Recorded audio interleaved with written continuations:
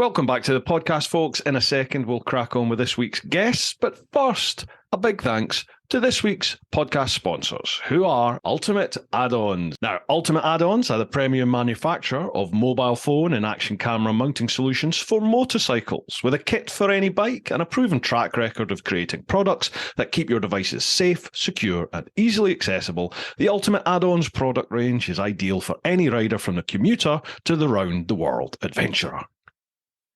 Why shell out on an expensive GPS system when you could use your smartphone, keeping it charged and within reach to take photos of your travels at the same time? Ultimate Add-ons waterproof, shockproof and dustproof tough cases are available for all flagship smartphone models and are designed by riders for riders.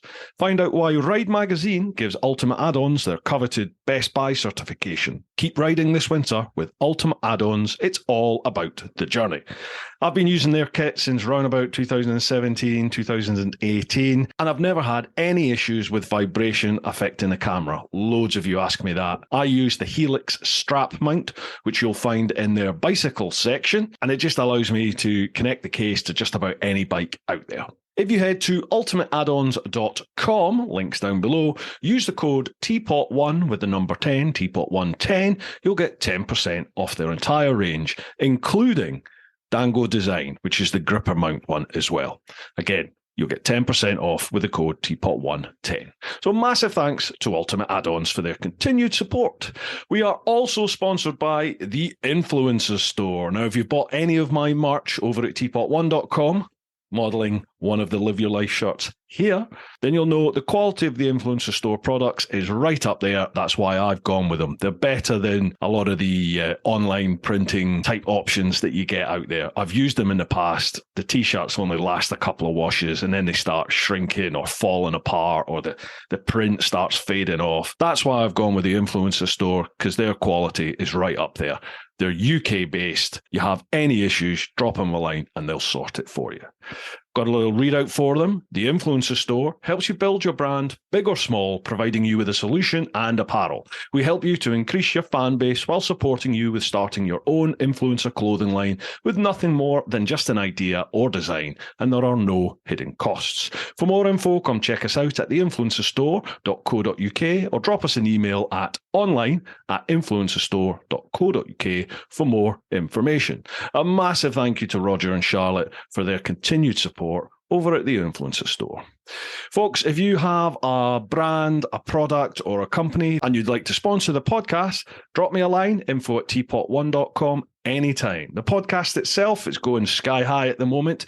We are consistently top 5, if not top 3 motorcycle podcasts in the UK. The podcast itself gets around 10 to 15,000 downloads a month at the moment. Believe it or not, that puts Brew Time in the top 10% of all podcasts globally, not that far off the top 5%.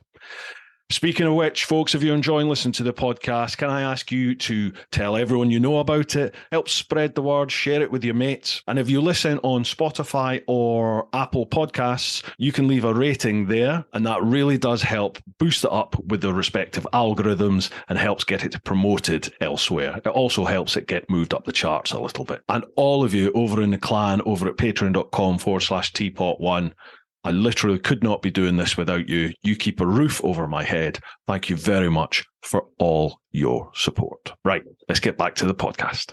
I'm ready. I've got my drink. You're ready to rumble? Yeah, have you fixed your teeth again? Brilliant. We may as well start now. Folks, welcome back to Brew Time. We got this idiot, Andy Sparrow, better known as Captain Pugwash Rides. How you doing, son? You all right? Yeah, son, I'm good, thank bloody you. old. I don't know why I said son. I don't know where that came from. How are you? You okay? I'm good, thank you. I'm actually older than you, believe it or not. Are you? Okay, let's play trumps. How old are you? 53. Oh, Jesus, you're like my dad. Oh, don't say that. You look like my dad. No, you don't. I do. Honestly. No, you do you know how old I am? Yeah, you're in the early 40s, are you? Late 30s? No, it's very kind. No, I'm 46. 46, all right, okay. Oh, but so I know I look 64. You'll be 74 then, won't you? Born? 76. All right. Have I got it wrong or have you got it wrong? No, 76. Yeah, 76. Yeah, you're right. Yeah, and I'm 46. Yeah, sorry. Yeah, it was my mistake. Yeah. Yeah, so thank you very much. Right. Thanks for the invite. Mate, pleasure. Slange, let's get into it. Slange. Yeah, I've not drunk. I don't drink, by the way. I couldn't remember if you did or if you didn't. And I think it's because like you are so off the wall when you're out and about that I always just assumed you were steamboats, but you're not, are you? You're stone cold sober. Yeah, it's just sheer stupidity. It's stone cold sober, and it's my escaping the fact of the bikes. But the drinking I just don't like beer. I can't stand it. Right. I don't like the taste. My dad tried to get me into it when I was younger, having the old what they call shandy, get the shandy top. And I used to find that getting to the bottom of the glass, it's like it's getting stronger, and I couldn't work it out. So and beer, just can't stand it. And then I got me drinks spiked when I was about 18 in a nightclub in Southport, and they kicked the door in at I think it was 2:15 in the morning because I was stuck in the toilet, and I'd had believe it or not, I had Pernod Black then. Pernod and Black, I remember that. Pernod and Black, and so I had puke all down me. It was all purple. My arm was purple, the pants were purple. Came out, I stunk. It was horrible, and it wasn't the fact of like that was a bad experience. It's just that I just don't like it. You know what I mean? Yeah. I think the last time I had a drink was maybe 2 years ago, something like that. No, actually, it was about a year and a half ago, and that ended up bad because I had black sambucas in between my vodka drinks. Jesus. And I rushed to the toilet because I'd eaten too much as well. And I didn't go into the toilet, I went into the sink, the big sink. And all I kept on saying, I'm sorry. And I was twirling my finger around, trying to get over. Oh, remember that. Yeah. Anyway, it was just, it's just not me. But yeah, happy days. I like something sweet. So this is, I'm on a VK, what do you call them? Like fruit drinks, but vodka drinks. Alcopop type things. That's it, alcohol pops, yeah. I used to drink in the early mid-90s when I was at uni. Hooch came on the scene. Do you remember Hooch? Yeah. Oh man, just sugar, wasn't it? It was like luminous yellow. God, we used to drink bottles of that. God knows what it did to our insides, but loved it. Yeah, loved it. In Australia we used to have what do you call it? Vodka cruisers. Wow, never heard of that. Oh, honestly, they went down the tree. You used to get 24 bottles of vodka cruisers. When you're on your 9th one, you're just off your face. And but they have amazing flavours: pineapple, guava, all sorts of fruity flavours that you just can't get over here. They're just like what do you call it, Smirnoff and stuff like that. Mm-hmm. But these are not too bad actually. It's like right, you mentioned Australia there, mate. Can we dig in a little bit into like your past, how you got to where you are? Absolutely. I'm a mechanic by trade. Mm-hmm. Believe it or not. I've got so many stories. I'm going to write a book one day on my mechanicking thing because obviously we can swear on this, can't we? You can say what you like, mate. Yeah, absolutely. It's just been an absolute roller coaster in regards to my career. Mm-hmm. So it went from, believe it or not, starting at Skoda. Uh-huh. And people might scoff at that, but I had a better apprenticeship at Skoda than anyone else did because we were still doing the old points and carburetors and stuff like that, where all these other mechanics were doing like fuel injection stuff, and it was just basically they're just fitters, they just fit stuff. We didn't just fit stuff. We were like, it was hands-on from the get-go, It was like proper customer service as well. Uh-huh. So, I went from there. I went to all the dealerships around Preston. I don't think I've laid myself in every single dealership in Preston. So whether it be Mercedes, Peugeot, what do you call it, Leyland, Rover. Then I went into trucks. So I went truck mechanicking. Came out of mechanicking because I wanted to go to, I've always wanted to emigrate to Australia.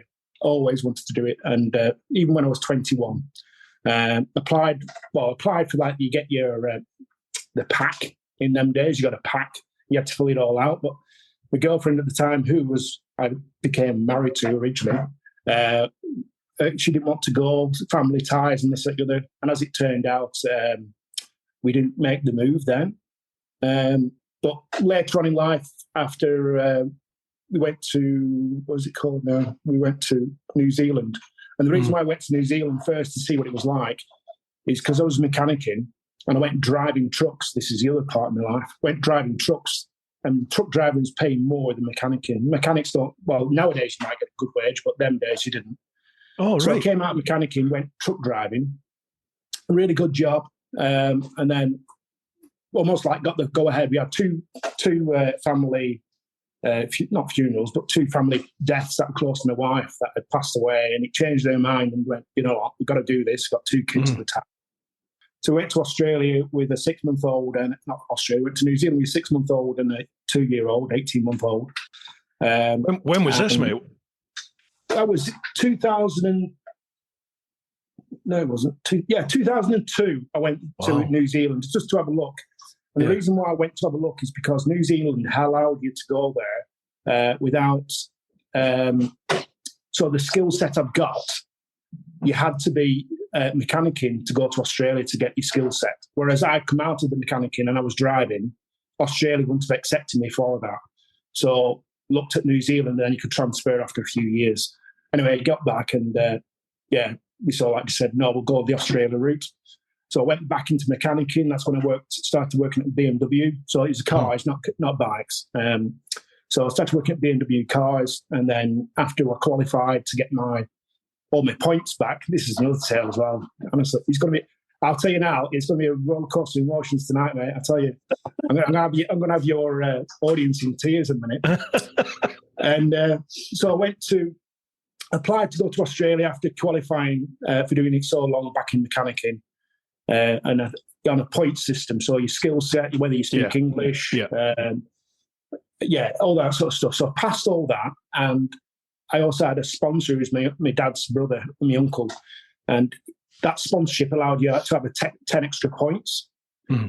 So for that 10 extra points, it took me well over what I was allowed to do. And the guy that was sorting out, you go through like a specialist. I always recommend, if you're going to go to somewhere like that, use a specialist, right? Mm. Because they know everything, and the documents are so complicated. If you cock up, you're going to have to redo your fee again. Gotcha. Anyway, did all that. Uncle was sponsoring us, and then my skills, the mechanicking, came on the shortlist, so you got an extra 10 points, if you will. So the choice was go down the route of being extra points for the skills from mechanicking or sponsorship through my uncle. Anyway, we kept on with the uncle. Well, this is where the disaster started. This was December 2004. And if you can recollect what happened in December 2004, Boxing Day. Was that the tidal wave? The tsunami, sorry. Yeah. My uncle was in Phuket.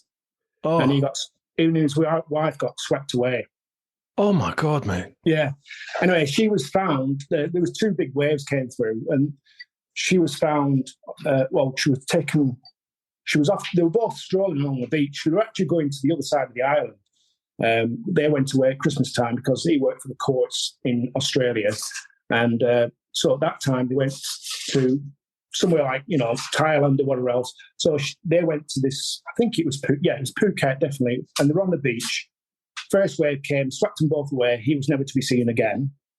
She got swept away up the street. Second one came up, went further up the street.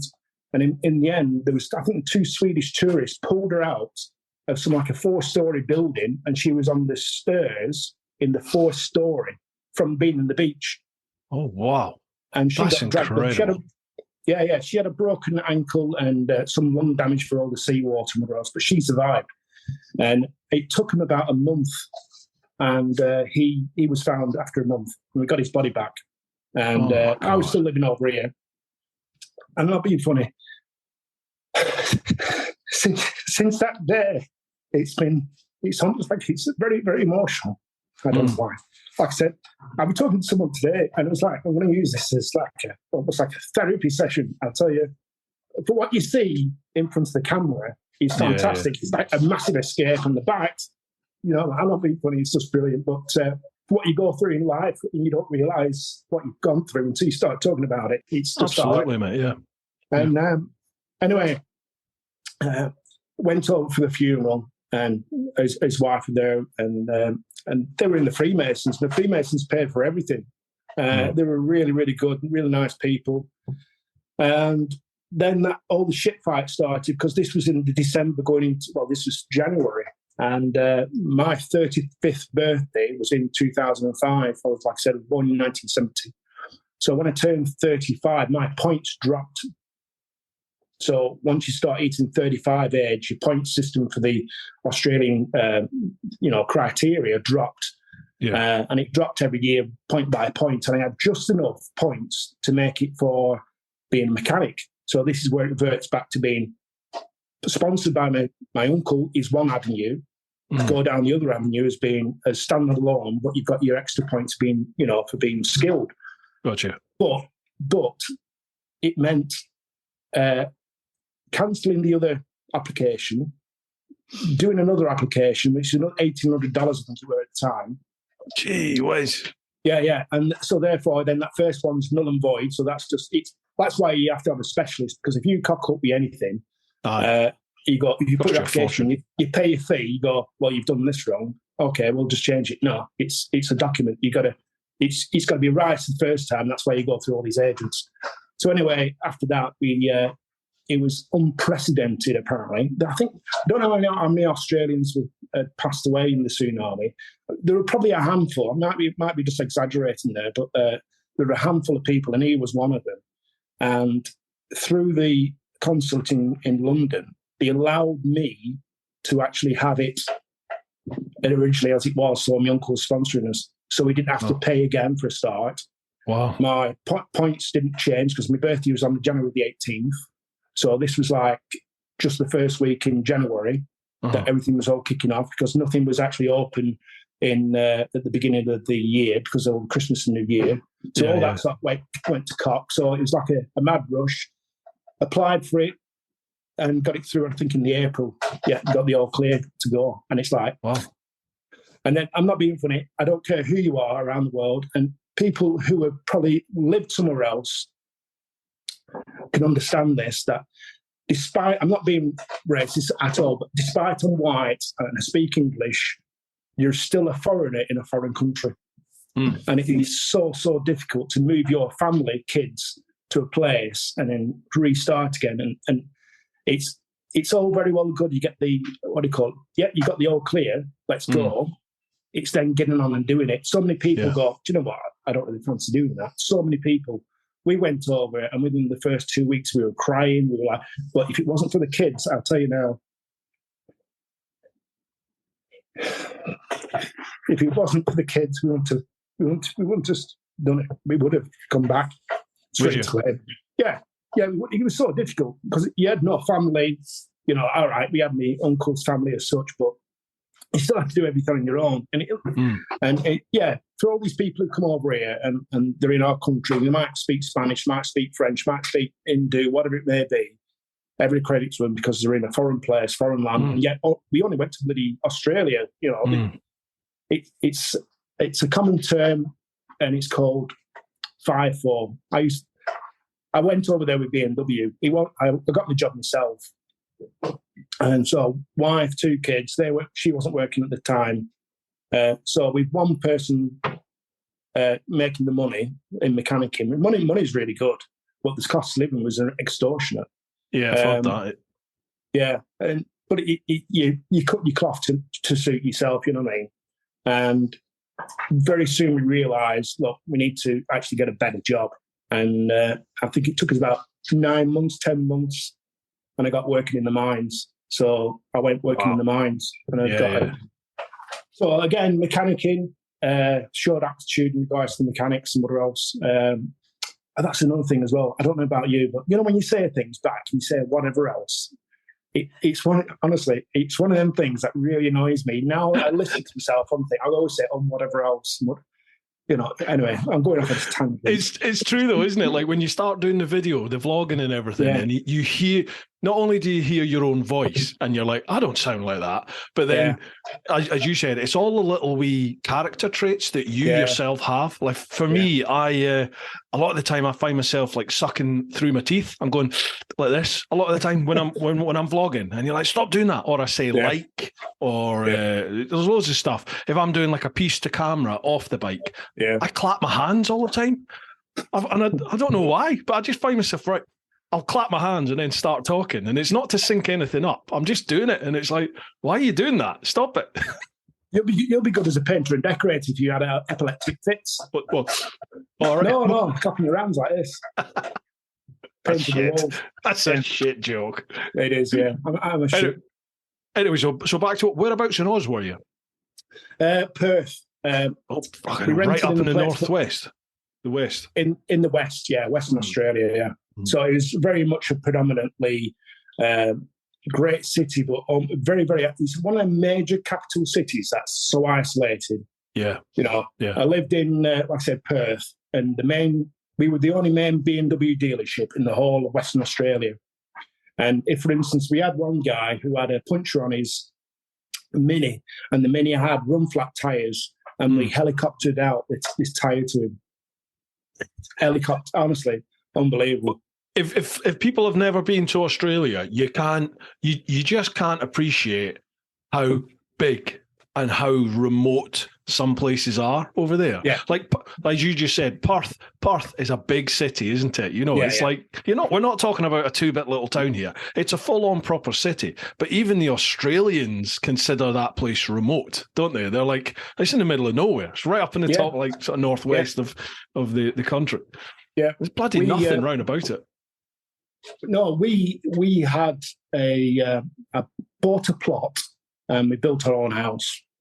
And believe it or not, the bloke who built the house, that's another one in therapy as well. He was from Huddersfield, believe it or not. Huddersfield. He was a Yorkshireman. Anyway, it didn't go down too well, but not because he's from Yorkshire, just the type of guy he was. But built our own house, sold it, and then we bought a 5-acre property. It's about maybe 35, 40 minutes from the city centre. So you're travelling a hell of a lot. I didn't have a bike over there for a while. Then I bought a DRZ 250 trail type bike, almost like a farm bike. You can't get them over here. You can get the DRZ 450s, but the 250s, they're like a unbreakable bike. And the beauty of it where we were is my son we bought him a DRZ 125, and literally we got all kitted up with all our off-roady stuff. We came out to the cul-de-sac. We rode about 2 minutes to the edge of the perimeter of the estate, open gate, state forest. And it's a state forest as far as you can go. And you can go for miles until you see like a bloody great big cobweb and it almost pulls you off the back of the bike. Honestly, the cobwebs over there, you could knit a jumper with them. Everything kills you over there. It either really hurts you or it kills you and eats you over there. It's nuts. Yeah, we had a friend who I found when I was doing some perimeter fencing, because when you bought your plot of land, it wasn't fenced, so you had basically emus coming through the property, and they're so cute. You get emus walking through with little baby ones. The cutest thing you'll ever see.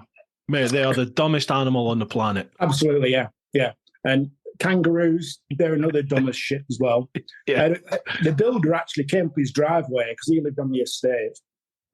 And a kangaroo was on his drive and he wouldn't get out of his way and he jumped on his car and wrote his car off. No way. Yeah. He jumped on his bonnet and wrote his car off. Yeah. Jeez. Yeah, the big bastards, honestly. They're like vermin because they eat the grass. It's amazing like how quick, cute and fluffy they are. That's great. But when they stand up and strike with the back legs, they'll cut your stomach in half. It's when you're riding a bike along the road over there and you just catch sight of something like to the side and it's a big, I don't know what you call them, a pack, a herd, a group of kangaroos, and they just come en masse and they'll just go straight across the road in front of you. You get hit by one of them, you're foobarred. I'll tell you another. I'll tell you I'll tell you another story, which won't go down too well as such, but I was travelling along to, basically going to a place called Wave Rock, which is east of Perth. It's it's one of them anomalies that is very special, and it's not just cute, but almost, you know, like you go to the Lake District over here and you go, oh, isn't that really nice? It's a bit like going to Wave Rock. It's like a feature. Anyway, driving out there, and there were two parrots. You can see the parrots knocking around. You know, when you see them like that, you just think, it's just like us seeing sparrows over here. Yeah. But anyway, they're so cute. One came down and another one came down and hit the car. Oh. And as it flung over the top, all these green feathers went everywhere. And its mate, this is how it makes you feel bad. Its mate came down, because I think they mate for life, and sat next to the parrot pecking at it, going, you know, and I felt so bad. It's horrible. Honestly, it's horrible. Jesus, that's heartbreaking. It is, yeah. So, yeah. Anyway. went to the mines, worked in the gold mine, worked in a few gold mines. Went to Argyle Diamonds, which is right at the top end, and this is how big the place is. So a jet plane, like your normal jet plane, you go to Tenerife with. I don't know how long would Tenerife flight be from, say, Manchester or London. About 4 hours, isn't it? Yeah, about 4 hours, 3.5, 4 hours, I think. Well, to fly to work from Perth by jet was 4 hours. That's incredible. Yeah, that's incredible. So flew to work, and then you flew back. You did them days. I did 2 weeks on, 2 weeks off. So and then when I came out of all that, I went in iron ore. So believe it or not, all this precious stuff like the gold and the diamonds don't pay as much, because you have to extract so much waste to get to the product. Right. You know what I mean? Whereas iron ore, it's just there. In the hills where we live, if you dropped like a magnet on the floor, this is in Perth, this. When you picked it up, there'll be rocks stuck to your magnet. It's that much full of iron. It's unbelievable. Wow. So, yeah, I ended up in an iron ore mine up in the northwest in the Pilbara, which gets so hot, it's unbelievable. Even all through summer now, I wear my big jacket all through summer, and everyone looks at me like if I'm fucking nuts. Your body got used to the heat over there? Yeah, you just get used to it, yeah. You have to wear knee pads to kneel down on, on the machines, because you through the pants, you get burnt. You have to wear gloves to pick your spanners up, because you just burn your hands from the sun that's been on the spanners. It's, it's unbelievable. I remember going through, oh Christ, what's the name of the town? It's a mining town. I went through there. Who? Kalgoorlie. No, I think it began with an M. So if you come from Darwin, come straight down, and then you turn and you head east across the top, and it was Mount Magnet. Mount Magnet. That sounds too big. I'm sure it began with an M, but it wasn't a big name. I went through the who? Menzies? No. Can't remember what it was. I went through there Christmas Day, and I remember as you headed east out of the town, there was a wee sort of a statue at the lay-by at the side of the road, and it had a thermometer in it, and it said, like, this spot marks the hottest ever recorded temperature or something like that. And I've Googled it since, and I think it says the hottest temperature in Australia was like 48 or 49, but I'm sure this said 53 or 54, something like that. And it said today's temperature is, and it was one below. I'm sure if it was 54, then it was 53. It was 1 degree less, and it was so hot riding along. You couldn't ride with if you shut your visor, it was so hot and stuffy you couldn't breathe. Yeah. But then if you opened your visor, it's like your eyeballs were cooking. It's like a herb right. I call it a herb right. Someone's like as if someone's opened the oven and they get a blast. In fact, there was one point, the first time I went to Australia, we did like a big tour around Australia. So it was like Perth, Alice Springs, Ayers Rock, Cairns, Sydney, and then back out to Bali and come back home. That was like a whirlwind, around the place. And we came off at Alice Springs, got off the aircraft. When you have to walk on the apron back to the actual building. Yeah. I thought, Christ, them jets in the back of that jet is really, really hot. And when you got inside, you went, actually, that's just the outdoor temperature. Yeah. Unbelievable. We had it at 38 degrees on night shift. So no sun at 38 degrees. It just sweltered. Yeah. And you're grafting as well in that as well. Yeah, in Argyll, because it's, again, you get like different climates, because way up north you get very tropical. And they warned us when I first started working at Argyll Mines, they said, you might get this rash between the top of your legs. Yeah, you're talking shit, you know what I mean? Anyway, they call this, the cream they call it, it's called 3B cream. I think it's breast, bum and bollocks. Right. And you know, like the Australians have this simple, like, well, I love it, the way they go, it's like they have another one called a spray. It's over here, it's called, what's it called? Easy Start. You spray it on diesel engines. You spray it in the intake on the diesel engine. It's difficult to start in winter. You spray this stuff intake, and it gives a much better octane, and it fires up. In Australia, they call it Start You Bastard. I'm not kidding you. I am not kidding you. It's on the shelf. It's called Start You Bastard. Yeah. I just love it. It's just absolutely, what you see is what you get. Yeah. Say what you see. Yeah. So how long were you in Oz for then? Just shy of 10 years. Blimey. Yeah. Wow.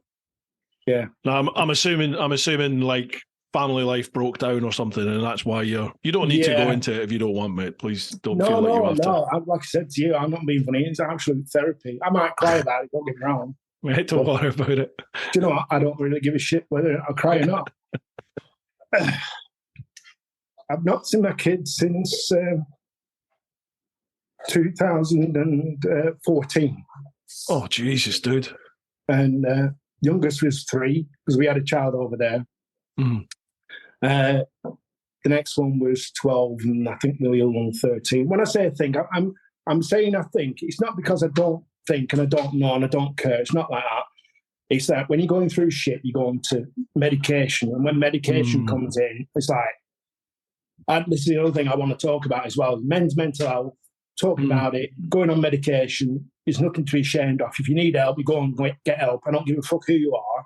You know, I think you're not saying a better person, but you know, if you need it, go and see someone. And I was on medication and it just numbed everything. And I'm talking like to the point where if you saw someone getting knocked over, not you know, you wouldn't do this, but if you saw someone getting hurt, you go, oh, right. You know, and if someone said something harsh, it doesn't just numb the fact of like cutting your emotions, it cuts everything. You know, if the drugs that you're taking, it eliminates every single thing that you're actually feeling, and it doesn't discriminate between a good thing you should feel and a bad thing you don't want to feel. Do you know what I mean? And unfortunately, the kids, what they saw was like their dad just like not caring, or just like sitting there watching the TV, or just, you know, not being their dad, and that in itself is just cruel. But it's actually only been, believe it or not, probably a year. A year ago, I finally finished coming off them. And wow, really? Yeah. I came back with like a massive big bag of drugs, and we're talking like lithium, Seroquel, and other bits of stuff. I had a massive big bag of stuff, and I think the first year I came back, believe it or not, I came back in the December of 2014, and then I went skiing. Fucking skiing. You go from like 38 degrees, 40 degrees, and you go skiing. And because I wanted these particular pills to last, I wasn't taking as much as I should, because I knew that I couldn't see the doctor and get booked in and this and the other. And anyway, eventually I came like cold turkey, and it was horrible. So I went back on them and saw the doctor. And so it's just been on a steady field where things are becoming, you know, emotionally it's fine, it's all okay, but this is what we've not talked, have we, about what I never knew anything about this. And I just want to get that out to people out there when they're watching this. It's nothing pre-planned or anything else like this, but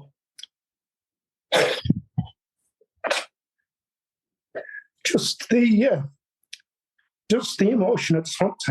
I know my kids will probably see maybe some of my stuff, and that's why I started all this as well. And if they're out there, I just want to ask them to get in touch. That's all I want to do. Yeah. So, anyway, have you got no contact with them at all anymore? This is the difficult bit. You can't. It's not round the corner and you go, "Oi, what are you doing?" Do you know what I mean? When you get blocked off your phone, and I don't blame them. This isn't a blame game or anything else like that. I don't come on here to lay blame for anyone. We're all responsible for our own actions, and it's when you get blocked, there's very little you can do. In the fact of you ring up, it goes to answer phone or I just don't know, because you just don't know. I just don't know the circumstances, and we just hope that as things progress, things will get better. But at this moment in time, no. We have talked in the past, and then it's all dwindled off. But I've not, like I said, I've not seen them, and this is the hurtful thing where you have a 3-year-old and. You've got 72 hours to get out of the house. Well, that's 72 hours to go away and then come back, and then you get a 2-year.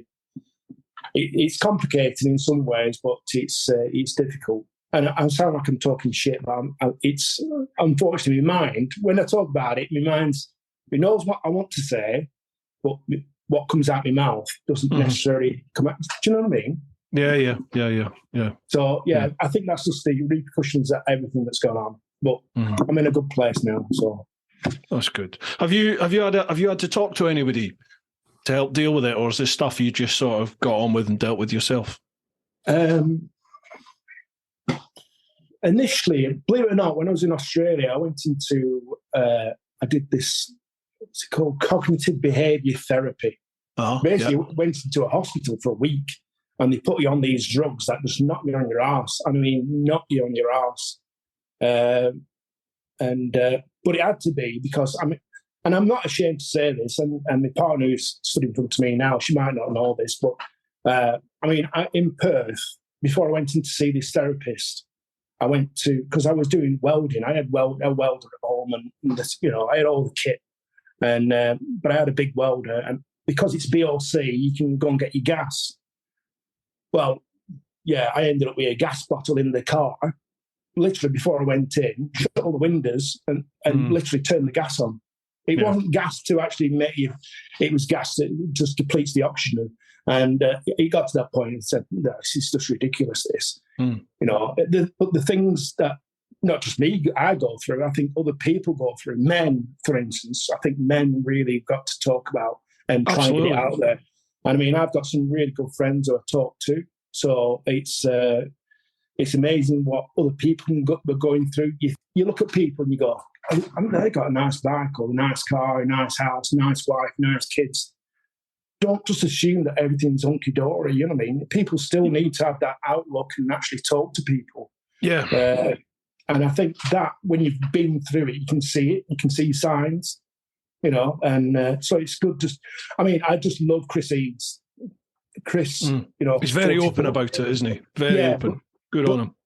Yeah, exactly. And I think there's so many videos I've done, and I've talked into the camera, and it just ends up in a bawling mess.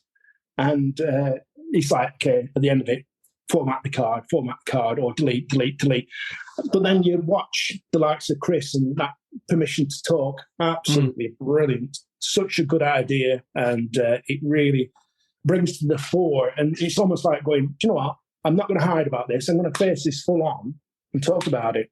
And that's just what it's all about. I've found that permission to talk sticker on your lid or on your bike or whatever it is. It really is like it's been a great icebreaker, because I've had people that have come away on ride outs with me or away on tours with me, and they see that sticker on your lid and they literally go, "Oh, you've got one of them." And then their story starts coming out. It's like the guard comes down a bit, and then they start having a little chat to you. And you know what? I'm assuming women must be like this amongst themselves as well. But we're blokes. We tend not to chat about stuff like this, do we? You might open up to the odd mate, maybe, if things get really bad. But I've definitely noticed, I think attitudes are changing, and things like 44T's permission to talk, that is really helping things, because it is making us as blokes kind of drop our guard a little bit and open up to each other, for sure. I've got a good mate of mine who's he's been going through hell for probably almost a decade now. And he's tried to top himself on a number of occasions. He did it again towards the end of last year. And, it's just, geez, it's such a hard thing to deal with. It's such a hard thing for me to sort of chat to him about, because I'm like, I'm not trained in any of this, but I don't want to make things any worse for him. But he just says the fact that you're there and you can listen is all he needs sometimes. Sometimes he just needs to vent. Yeah. So, No, I think the best thing for it is to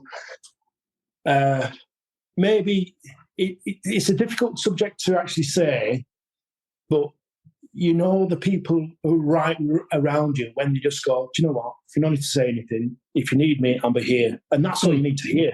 Mm-hmm. And just like them few words, it's just like, okay, so just a reassurance. And, and it's not, you might never even ring them up or talk to them ever again about it, but it's just a nod. It's just the look, right.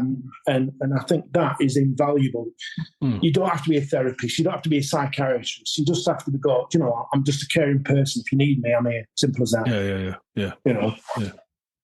Somebody asked something. Let me have a quick look. Well, I was going to move into the questions in a second. Well, in a while yet. But I remember somebody asked something. Where is it? Maybe it's on. Bear with me a minute. I remember someone asking, saying to me, was it Paul Sparrow? It might be Paul Sparrow. Let me have a little look on, where is he? Paul Sparrow. Yeah, right. Okay, yeah. So Paul Sparrow over on Patreon, he's got a couple of questions, but this is one that sort of jumped out at me. He says, hello again, only if you're talking about it, which we are. He says, Andy, noticing your tattoo and supporting the black dog. Not everyone may know about it. Are you able to explain and expand on how bikes help you? So what's this all about then? It's upside down at the moment because obviously you can't really see it. But basically, that's a dog. Oh, yeah. Uh-huh. It's a black dog, and then it's a big shadow. And then that little person there, that's a person. That represents me. And the black dog is like as if you're under the shadow of the black dog. And the black dog is basically, I think Winston Churchill went through this. And there was a book called The Black Dog, pardon me. And basically it's what you call like a shadow going around with you. Because sometimes you feel not saying the doldrums, but you always feel like as if, you're in a dark place. When you're feeling like as if, you're escaping, not even escaping. You feel like the world's that big and everything's overwhelming. And the problem is with me, might be as other people as well, but certainly with me, I'll dash around from one project to another. Mm. I mean, I was diagnosed with bipolar in Australia, and I watched a program with my wife over there. It was what's his name now? Stephen Fry, because he suffered from depression and bipolar. And I watched this program, and it almost clicked. I went, that's what I've got. That's exactly what I've got. Exactly what he was saying was the feelings I had.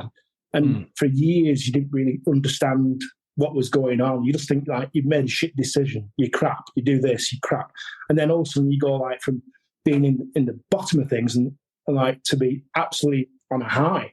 It went from like being so low to a huge high, and it's trying to control that way you want to be on a mellow sort of way. But with bipolar, it's difficult. You're swinging so much from one to the other. That's why the drugs, that's why the drugs sort of like even things out. And it's very good to have the drugs. Don't get me wrong, but it almost masks everything. I think there's far more useful things to do, and I think. This is only my opinion, and I'm sure other people share it as well, but the bikes is just an absolute outlet for everything you're going through, because for all the shit you've got back home or whatever, work, home, life, kids, family, finances, you get on a bike and you ride, all that's gone. Yeah. Completely gone. You're in the now, aren't you, on a bike? Yeah, and you've got to be so switched on with what you're doing by going, oh, that guy's going to kill me. That guy's going to kill me. Are they going to pull out there? Have they seen me coming out of this? can I overtake that? What happens if I do overtake it? Am I going to get it right? I mean, you're so switched on and hypersensitive what you need. It just brings you to that, do you know what? That little bit about, I can't afford that helmet or whatever else, or how can I pay for, the shopping this week or what it may be. It's completely gone. It's irrelevant. You're just thinking about the bike, the journey. And I think that is an absolutely godsend. And it's, I reckon the biking should be on the NHS. Yeah. That's what I think. I've said this before. I've had people on, and we've got onto the topic of mental health and stuff. And it might have been Joey Evans, actually. Joey Evans was on here and we were chatting about it. But I said, biking is the best therapy out there. And they were like, whoa, it's good. But if you need help, get help. They were like, don't just think the bikes will sort it. Because as we've discussed, they sort the now out. But eventually you've got to get off the bike. I mean, those bloody teeth, man. Come on, what is it with Tipex in the teeth? What a strange question. Can't believe I asked that. Well, do you know what? Can't believe I had to ask that. Yeah, well, it's fine. Everything on the Instagram, on Facebook, on all this, all right, some YouTube videos got to be perfect for everything. You got to have your hair in the right place, got to have the right brand, get the right branding, all that shit too. Or whether you got to get your tits out, to sell something. I just mock at it. So it's a case like my teeth aren't perfect, so I'll paint them white. You know what I mean? And it started. It was a video I did. I think it was in the garage. Oh yeah, that was it. I did a video on the monkey bike to go down to a nightclub, and I honestly have to say that sometimes the most funniest things are things that either you start off with an idea and then it develops, and then the ad hoc situation or the situation you've not planned for becomes absolutely hysterical. I set off, I thought... hang on, mate. Sorry, my video stopped again. 2 seconds. Let me just... Hello. Right, we're back on this one now. Oh, right. Yeah, okay. Sorry, the GoPro's just playing up. I don't know why. It's weird it started doing that. It used to be fine, like 3 hours or so, it would be fine. But now the GoPro seems to be playing up. Anyway, so let me just tilt that back down. There we go. Is that okay? All right, that should be all right. So like the ad hoc things, they seem to be the funniest. Yeah, you go to Amazon, you go, I'm going to look like John Travolta. Fuck it, I'm going to do like a video. Dressed up as John Travolta, get a white suit. I sent off on Amazon, got this white suit, got this black curly wig, and I stuck it to this helmet. And I thought, right, I'll go down to this local nightclub. I've not been in a nightclub around here at all. So I've not been in a nightclub since early 20s. And there was I won't say a disused one, but one that was still being locked up over COVID. So I took the bike down, dressed in a white suit, right, with me wig on the top, went down to this nightclub, and all I was going to do was set the camera up and pretend I was going to go in the nightclub. So I put some music to it and then, just being a dick. When I got there, because the bike's so loud, the monkey bike, I pulled up, thought there was nobody there, just got off it, and this guy jumped up out this beer garden. He was maintaining it. He says, all right. I went, all right. He said, what are you doing? I went, oh. And I'm bearing in mind, I'm in a white suit, right? I'm not like blending in at all. And I went, I'm just doing a video. Oh, right. He said, is that the monkey bag? I said, yeah. He said, oh, we've got one of them inside. And are you kidding? I said, no. He said, you can come in and have a look if you want. I said, yeah, if you don't mind. He said, what were you going to do? And he said, well, I was just going to pretend to go into your nightclub and just set the camera up and walk towards it and then walk back with some stupid music like Saturday Night Fever. He said, no, come on in. I'll put some music on for it. I'll put the lights on and everything. It's like, you're kidding me. I've just come up like with this stupid suit, like I'm looking like a right dick. And the guy invites me in and he puts all the lights on because it's during the day. It was all dark. He put all the lights on inside, put some music on, but I put my own music on over the top. It was just hilarious. I was thinking, fantastic. And then when I finished, I came back home and I got changed into what I'd call like a Olivia Newton-John outfit. So I got some skin-tight black PVC pants from Amazon, and I got a black T-shirt, and I put a blonde wig over me thing. So I changed it from a dark wig to a blonde wig. But then I got a dildo as well, and I shoved it down my pants. What's a dildo? I don't. Well, I've been told. Dad, what's a dildo? Yeah, yeah. It's ask Mr. Flyer. Anyway, that's a butt plug. It is, yeah. Anyway, so I went down to the nightclub, but unfortunately they weren't there. They'd gone. So I'm stood outside this nightclub in this tight black pants with this dildo stuck down. Honestly, I was really proud of it. I thought it was fantastic. It was a lot bigger than mine. And as this van came past, he pumped his horn. He must have thought it were a female. And I turned around with his great big stonking hard on. Honestly, it was so funny. Yeah. Oh, man. If you remember this. Yes, I do remember that. That's Wild Bad, isn't it? It went to the Wild Bad, yeah. I took the suit there and the thing, and I got dressed, even Tipp-Ex my teeth and everything. I remember. And if you remember this as well. What, the picture? Yeah, it's you. Oh yeah. I remember the picture. Yeah. So when you were riding about on a monkey bike with the black dildo stuck on the front, weren't you? I know. Yeah. That's it's certainly a conversation starter. Certainly is. So, what started the whole YouTube thing for you then? Believe it or not, when I came back from Australia, like I said, I had the DRZ. I road tested over in Australia the 650 BMW because I worked at the BMW dealership. They were also a motor ride as well. Mm-hmm. I didn't work on the bikes. They had two German guys in the workshop working on them. And so this was probably 2007, 2008. So they're quite early on. Mm-hmm. And obviously, Ewan McGregor and the Charlie Bowman 2004, that all kicked off then around the world trip. So that was really popular.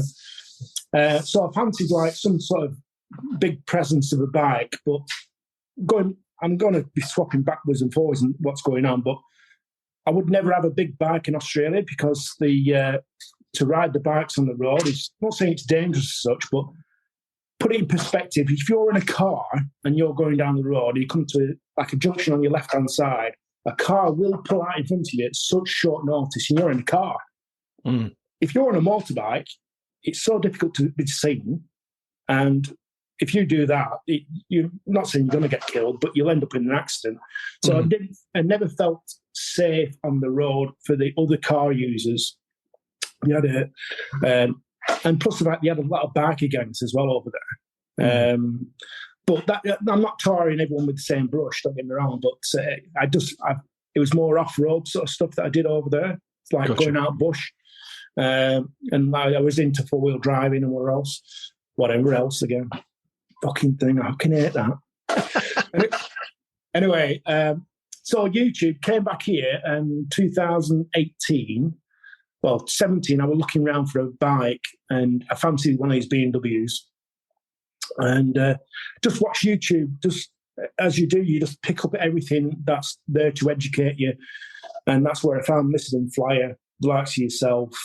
And I came across a nutter, an absolute nutter. I was thinking, and you'll know who he is when I speak about him, but you think, this guy can't be real. And then next thing, because I got this Australian link as well, so quite a few videos was Australian in my, like your analytics and stuff. This guy kept on coming up, and I thought, this guy's absolutely hilarious. And believe it or not, he's a subscriber now, $1 million Bogan. Oh yeah. Oh, he is so funny. So Chris 44 Tito, Baron Long Rumble at the time, massive fan, loved him. And I just loved his mannerisms, his talking, just don't give a shit, just like, say as it is, he's riding along. I thought, this is fantastic. And he was, well, I think I remember seeing you at the London show, because I was picking your brains at the time. This was probably 2019, just before COVID hit. Yeah. And because I remember that show. Yeah, I got a drift camera. I got and again, I'm one of these people that wants to plan things so much. I'll buy something, and then I'll wait for the other bit to come along with it, and then when I've got everything, then I'll do it. Do you know what I mean?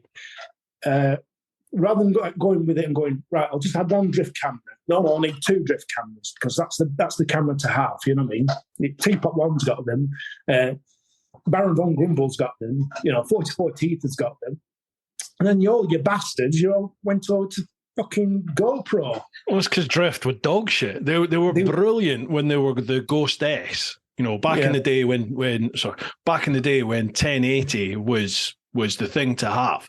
But then when things progressed to 4K, like they brought out this 4K camera that was utter crud. It was terrible. I mean, I tried to work with it, but it was just shit. So I went back to GoPro and still there now. The only good thing with Ghost is the battery life. The battery life was absolutely brilliant. But what's the point of the picture shit? Yeah, I was going to say, I've got one video that I did stuck to the side of my helmet, and I went to the Lake District, and I was doing Hard Knot Pass and Rhinos Pass, but I didn't video that bit. I went down this road, it said unsuitable for any vehicle at all. Thought that's the one for me. That's the one for me. I'll go down there. What can possibly go wrong? The only problem is when you got a big 1200 GSA and it's winter and the river's high. Which one? The GSA? I bought a brand new... The fat GS, a fat GS. Yeah, the fat GS to carry a fat person, to Starbucks. I got the brand new GSA with the TFT screen. I had to pay extra for that fucking screen as well. The really? Bastards. Yeah, it was an extra £600. Yeah, exactly. Yeah. Anyway, went down this lane that was unsuitable, and it was a steep lane coming down. And I thought, what the hell's around the corner? I had no idea. Just keep going. And it got to the point of no return because you can't reverse and back. And I thought, I have to go forward. And it's a river right in front of us. Oh. And it's not just a river, it's rocky. And I mean rocky. I thought, what the hell am I going to do? I thought, well, I'm going to have to tackle it. So I went through it, and it's like, shit me not, I'm not being funny. My arsehole it was like clenching. It was like a sucker on the old seat. Unbelievable. Anyway, it didn't come off, which is great. But that's one of the poor things, really, because if you did come off, then it would stop you doing it again. So yeah.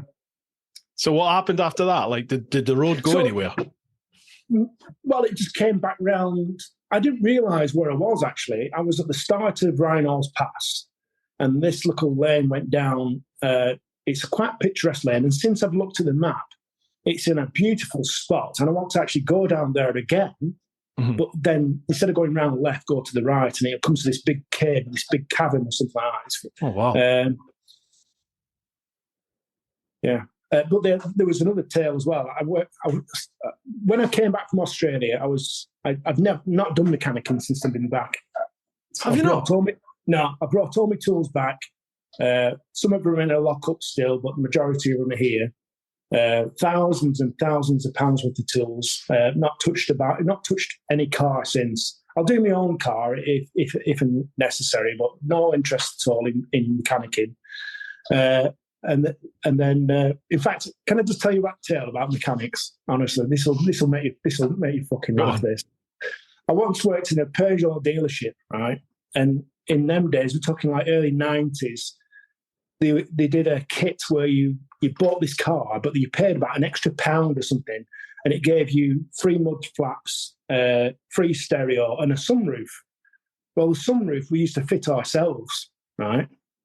And you won't believe this. You had to use a drill straight down into the roof, and then get jigs. Yeah, and then put a template on the roof, and then jigsaw out a hole, right? And then obviously when the roof comes off, the panel comes off. You fit the sunroof in, and you pass it from the inside.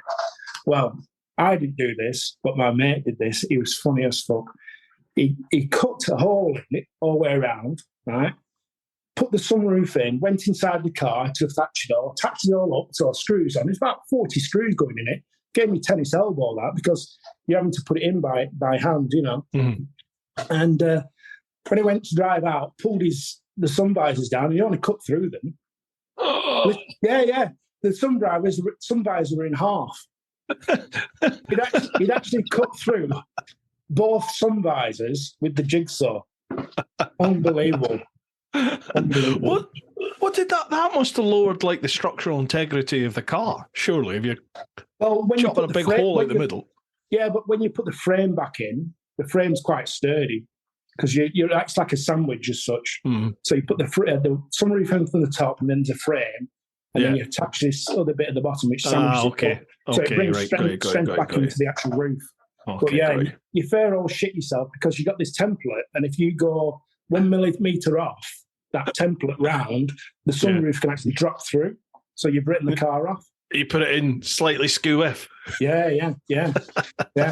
Squint sunroof. Yeah. So how come you haven't gone back into mechanicking then? Why is that? Just no love for it anymore, or bad memories? I've worked in the best workshops in the world, and I think I've done enough. And at the age of, when I came back over here, what old was I? 45. I know for a fact if I went to work in an English workshop, it'd be like cold, damp. You get no thanks for anything. You're a skilled mechanic. You're almost you have to have about 5 or 6 different trades. You're a plumber. You're an electrician. You're a mechanic. You know what I mean? You're the liaison for a customer. The skills that a mechanic's got, it's amazing. But from that, I've brought it into other things. Brought your experience into something else. So basically, I went back driving, working for just agency work at first because I couldn't commit. I wanted to go back to Australia, but so I couldn't commit to actually having a full-time job. And it's only in the last 2 years I've actually committed to having a full-time job. Right. So anyway, through all that, there was even a time when I was working down in Nantwich, so I travelled about 40, 50 miles on night shift. So I worked nights. This is the other thing as well. I worked nights purposely in case the kids contact us. So I always had that. So in other words, there's no excuse. I'm always asleep. I'm not asleep during the night. I'll work during the night. But there were times I went down to Nantwich and I really didn't want to go home. So the shift was cancelled unexpectedly. So I was down in Nantwich at 8 o'clock at night. Thought, what can I do? And I'm on the big GSA. I thought, fuck this, I'm not going back home. I went up to Lancaster and I sat in the services around Lancaster. I thought, no, I'm not going to do this. I'll go up to the Lake District. And I did Hard Knot Pass, Rhinos Pass at 3 o'clock in the morning. Jesus. And I'll tell you now, if you can do it during the day, during the night, you shit yourself. Absolutely shit yourself. There's only one bad corner on Hard Knot Pass, and it's notorious because it's really, obviously it's steep, but there's one really you got to commit. And I stopped and I thought, I can't do this. And there's no one around. There's only fucking sheep. That's all there is. There's no street lights or anything either, is there? Yeah. The sheep were led on the road because the road's so warm at night. This is in summer. The sheep are led on the floor. So I'm riding around the sheep to do Hard Knot Pass, right? When I come to the really steep bit, I had to stop, and I'm thinking, I just can't do this. And eventually, I just let the brakes go and went, and I did it. It was all right, and then at the other side, because I didn't do it on the way back. I just came all the way through to the west of the Lake District and came round. But when you see a car coming behind you at 3 o'clock in the morning, thinking, who the hell is this? Yeah. Who's this nutter? You got faster and faster and faster. And you're thinking, I'm a dickhead here because I don't know these roads and anything can jump out in front of you. I just want to get away from this guy, whoever it is. In the end, there was nothing to worry about. But that was another one of the escapades as well. Doing the Hard Knot Pass at 3 o'clock in the morning. That soon wakes you up. Yeah, I bet. So where's the name come from then, Captain Pugwash? Well, it came from the first bike, the big bike, because I got a triple black, the GSA. And triple black, I nicknamed it the Black Pig. And the Black Pig is Captain Pugwash's ship. Oh, okay. Hence why Captain Pugwash, and everyone seemed to put rides on the end of it, like lamb chops or ruby or something like that. I thought, right, well, Captain Pugwash Rides So that's where it came from. It's sort of like stuck. I did have the theme tune on a couple of videos, but I couldn't be arsed editing it after that. Yeah, so yeah, that's where it came from. That the GSA, the black pig. So yeah, gotcha. Yeah, that you've had another lid done now, haven't you? But you had that first one that you got done. Oh man, beautiful. Yeah. Oh, is this a new one? No, this is my old one. Is that the original one? Oh, it doesn't look as brown. I remember the wood effect being quite brown. Yeah, it's brown. Oh, it's maybe toned down a bit in the video. Yeah, that is nice. Have you had that all touched up now then?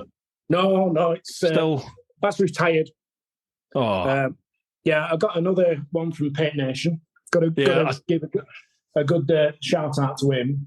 Again, I watched his stuff, and that's how I got onto $1 Million Bogan as well. You know, like you put a search in on YouTube, you want to look for something. Like I said, initially I would look for BMW, GSA. Like I said, Mr. Fly came up. That's how I got hooked into him. I put in custom helmets, and it just so happened that $1 Million Bogan had his helmet custom painted from this guy in in Melbourne, in Geelong. And I thought it was so crazy, his video. I thought, this can't be even true, this guy is an absolute, not just a nutter, but he seems thick, but yet he's comical and thick. Mm-hmm. But he's comical and thick, but clever as well. Yeah. It got to the point where, and I just started watching him, and he kept on popping up, and I'm watching him, and that's from the custom helmet. And yeah, the second one is this one here. Nice. So, yeah. That's brilliant as well, isn't it? Is that a more sort of silvery grey colour? Yeah, he's done the silver, but then where is it now? I don't know if you can see, but there's pot rivets. The rivets. Oh yeah, they're all custom. They're all airbrushed, and it's got the skull and crossbones on top. But then he does some amazing work, doesn't he? Can you see what this is? And just see, you know, it's a big cock and balls. Yeah. Big cock and balls. Yeah. It's brilliant, isn't it? Very subtle. Nicely done. He says, "Have you seen your scroll?" I went, "Yeah, it's fantastic." Yeah. He said, "Can you not see anything else?" I went, "Well, it says Captain Pugwash Rides. Yeah, it looks brilliant." I said, "I like the YouTube feature." He said, "Looks great." He said, No. He said, "That's its bell end. That's its bell end. There. The bell end here, and then the balls at the end." I thought absolutely brilliant. Hilarious. Show it to the camera. Come on, show it to the camera. There you go. That is really well done. Really well done. Subtle, but it's and like I say, Paint Nation at the back. He does some cracking work. It's a shame he doesn't. I don't know. Does he do it anymore? Is he still doing punter ones? I talked to him a few weeks ago, and basically he's full time on at the moment with My Moto in Manchester. He's doing the media sort of stuff. Yeah, he does loads of stuff with Richie, doesn't he? Yeah. And so he's gone into that, and I think he's dumbing down certainly the punter stuff, and I think he's still got a few riders. He does Lee Johnson's. Mm-hmm. I think he does Paul Jordan's helmet now, but there's very few and far between, which is good, really, because it makes it more exclusive. I'm just going to cut. Absolutely. I've run out of cut rings. No, I've still got one here. Yeah. Whose is that now then? That's Lamb Chops Rides, that one. Lamb Chop Rides. Right. Yeah. Cool. You got a big massive pretzel for mine, yeah? Yeah, obviously. Oh no, I've got a good one for you. Go on. Oh, Jesus Christ. That's an old clan sticker. Brilliant. Love it. Hang on. First time you're going to have a blowjob on the thing. Maybe on the podcast, yeah. Oh, this is going to be great entertainment on a podcast, isn't it? Listening to you blow up a massive bell end. Talk amongst yourselves, folks. I've run out of puff. We get the gist. Don't worry. I need a blue tablet. Right. Shall we crack on with questions? Yeah, crack on. Yeah. Let's do that. Have you got time? Got loads of time there. Excrement. Righto. Right. As usual, folks, we'll head across to the clan over on Patreon. Patreon.com/TeapotOne. Mr. Giggles, not the Andy Sparrow. How is Hoover? Did Susie ever get dressed? Who is Jack Shit? In case you're wondering what the funk I'm talking about, he's got a link to Blood Runners. What's that all about? Bloodrunners.com. I'm assuming they're blood bikes. Well, I'm not in the blood bike at all. How is Hoover? Did Susie ever get dressed? Who is Jack Shit? Well, do you want me to have a look at the link? I think Jack might be referring to Jack Sparrow, because that's me. Last name is Sparrow.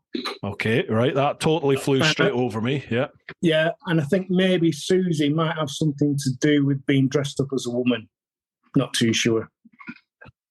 Why were you dressed up as a woman? Not that there's anything wrong with that, obviously. I was taking the mickey out of a vlogger that we have that's a bit dizzy but very entertaining. Right. Yeah. So, yeah, I put a blonde wig on and I looked a bit dippy. I just love taking the piss. I really loved... Do you know that there's a guy called Connor that takes the piss out of all the F1 drivers, but he's so good. His mannerisms and he gets dressed up in each individual team's shirt. Yeah, and he's so funny. I'd love to do that for every single vlogger and just take the piss out of all of you because, yeah, I will. Yeah, do it. There's nobody doing that sort of stuff. Do it. I know. I will do. Yeah. I'm not being funny. I've got loads of ideas, and another one was the idea for doing the four corners. Now, you did the electric one, didn't you? Mm-hmm. On the 125. Yeah. Did you do four corners on that? I don't think that one's the four corners. I can't remember what it's called. You do Land's End, St David's, John O'Groats, and Lowestoft. Yeah. And your start point it's is your northwest, north, south, east, west sort of links, isn't it, that one? Yeah, I think is the four corners, not the four extremes. So you'll need to do Ardnamurchan Point. So it's the most southerly point. Obviously, it's Land's End. The most westerly point is Ardnamurchan. The most northerly is John O'Groats, and the most easterly is Lowestoft. Then that's a slightly different one. That one would be a good one because the road to Ardnamurchan Point, it's a single track road and it's like an hour and a half each way. So that will really add on some time there, especially if it's the middle of the night. Yeah. Well, I'd love to. I would love to have done that, but I don't like doing stuff that other people have done. So when you see it you think, okay, now I wanted to do that. Do you know what I mean? But then you also want to put your own name to it to actually do it. But you're very conscious. Do your own spin on it. Yeah, exactly. Put your own spin on it. But I do it on the monkey bike. I'd do it on the most difficult thing to do. I'd love the challenge of actually doing something difficult. I mean, I went from our local services at Clitheroe Services, or as Al Fagan calls it, Clitheroe. So Clitheroe Services up to John O'Groats and back in 24 hours on the monkey bike in November. And I did that for Men's Mental Health I did it for November it was. So I raised some money for that. And that was 1,084 miles on the monkey bike on my own. Good man. In 24 hours? Yeah. I actually, that's good effort on the monkey. Yeah. On the Calimoto app, I'd ridden it for 21 hours, 15 minutes. Solid. So fair play, boy. That's good effort. Yeah. So, I'd love to do something like that again. Did you hear about the first time I tried to attempt that? When Is that with the crash? Yeah. What happened and all that then? Well, I bought the monkey bike from Honda in Blackpool, and I was talking to Charlie Wynn, who's married now to Sean Winfield. He's the BSB rider. Oh, okay. Anyway, she's the head of marketing at Blackpool Honda, and she said, set off from Blackpool Honda to go to John O'Groats, and we'll follow you on Instagram. So I went there, and I messed around with the straps on the back of the bike. I had a bike on the back and also had a 5-litre can. I only did 5 miles. Well, it's actually 6 miles from the dealership, and I had no cash on me at all. All I had was my card. I always pay by card. I don't carry cash. And I set off, and it was actually only a mile or so away from where they found Nicola Bulley. Do you know? Oh, yeah. So that was in the vicinity. Obviously, this was a year or so ago. And you had to go over like a toll bridge to go over the river. And I didn't have to carry any cash. And I thought, right, well, I'll go through St. Michael's and I'll come round and you avoid the toll bridge. So I did that and I came round and turned into this long straight going towards Pillingdon to like Lancaster. And I still have got no recollection at all what happened. I know what happened, but I've got no recollection of it. But basically the strap got wrapped around the back wheel and just literally stopped me at 50 mile an hour. So on Calimotos, this is the beauty about Calimoto. You can see your speed if you have an accident.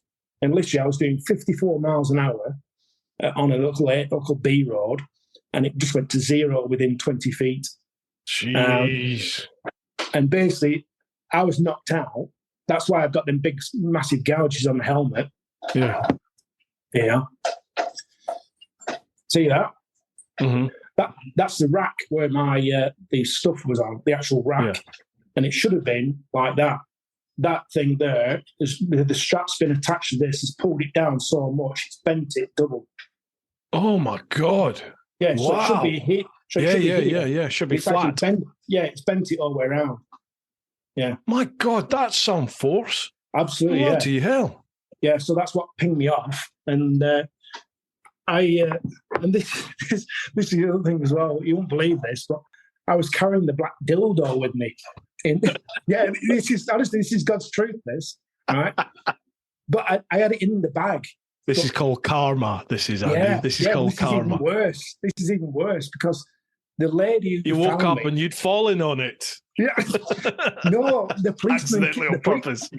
The policeman came. Honestly, you never believe it was like like the Legal Gentleman. He's almost like a comic sketch, right? This is so funny. Oh man. I was led on in the back of the ambulance, and I just hadn't got a clue what was going on. And he came with me with this big black dildo, and he says, "Is this yours?" I went, "Yeah, I do YouTube videos," and that's all I kept on saying to him. Apparently, the only thing I kept on saying to him is, "I do YouTube videos." OnlyFans. Yeah, I'm on OnlyFans. Yeah. So he sort of like discreetly put it back in the bag, and this is the other thing.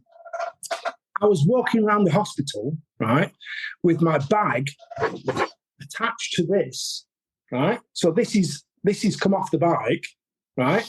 And I'm walking around with my bag and my helmet, just dragging around a piece of my bike with me.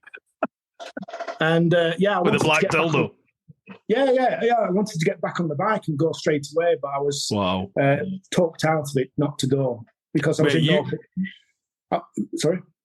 No, go on. Sorry, I interrupted. No, I was just in no fit state to go, but because I did it by the charity. What's it called now? The charity I did it for, November, and it was through that thing where they donate online. You felt an obligation to carry on and do it. Yeah. So I immediately got back to the bike from the hospital, and I was in that much afraid. And I've got to go. And when I got to the bike and the bike's like bent double, it's like, oh, I can't go. Mm-hmm. So literally I abandoned it, and then only 7 days later I set off again and did it again. That's when I actually completed it the week after. Good morning. But the good thing about it the week after is because I worked nights, the first week when I attempted it, I'd done a night shift. So literally I'd worked all night, gone to the dealership to do this 24-hour ride, came off the bike, luckily through no fault of my own other than the fact of the strap. And like I said, nobody else was involved, which is, a blessing as well. And but the week after, I set off at 7 o'clock at night because that's when I'm more alert. That's my normal working night. That's your daytime, so to speak. Yeah, exactly. Yeah. So I don't have any problems like riding long distance. I did the Iron Butt the year after you did yours, actually. Set off from Sherburn and Elmet and went. And I did the south one.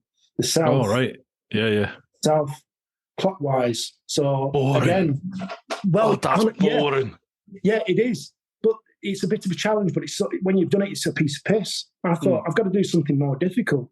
The iron butt, you've got to pick a bike that's going to be like, not saying struggling, but a challenge.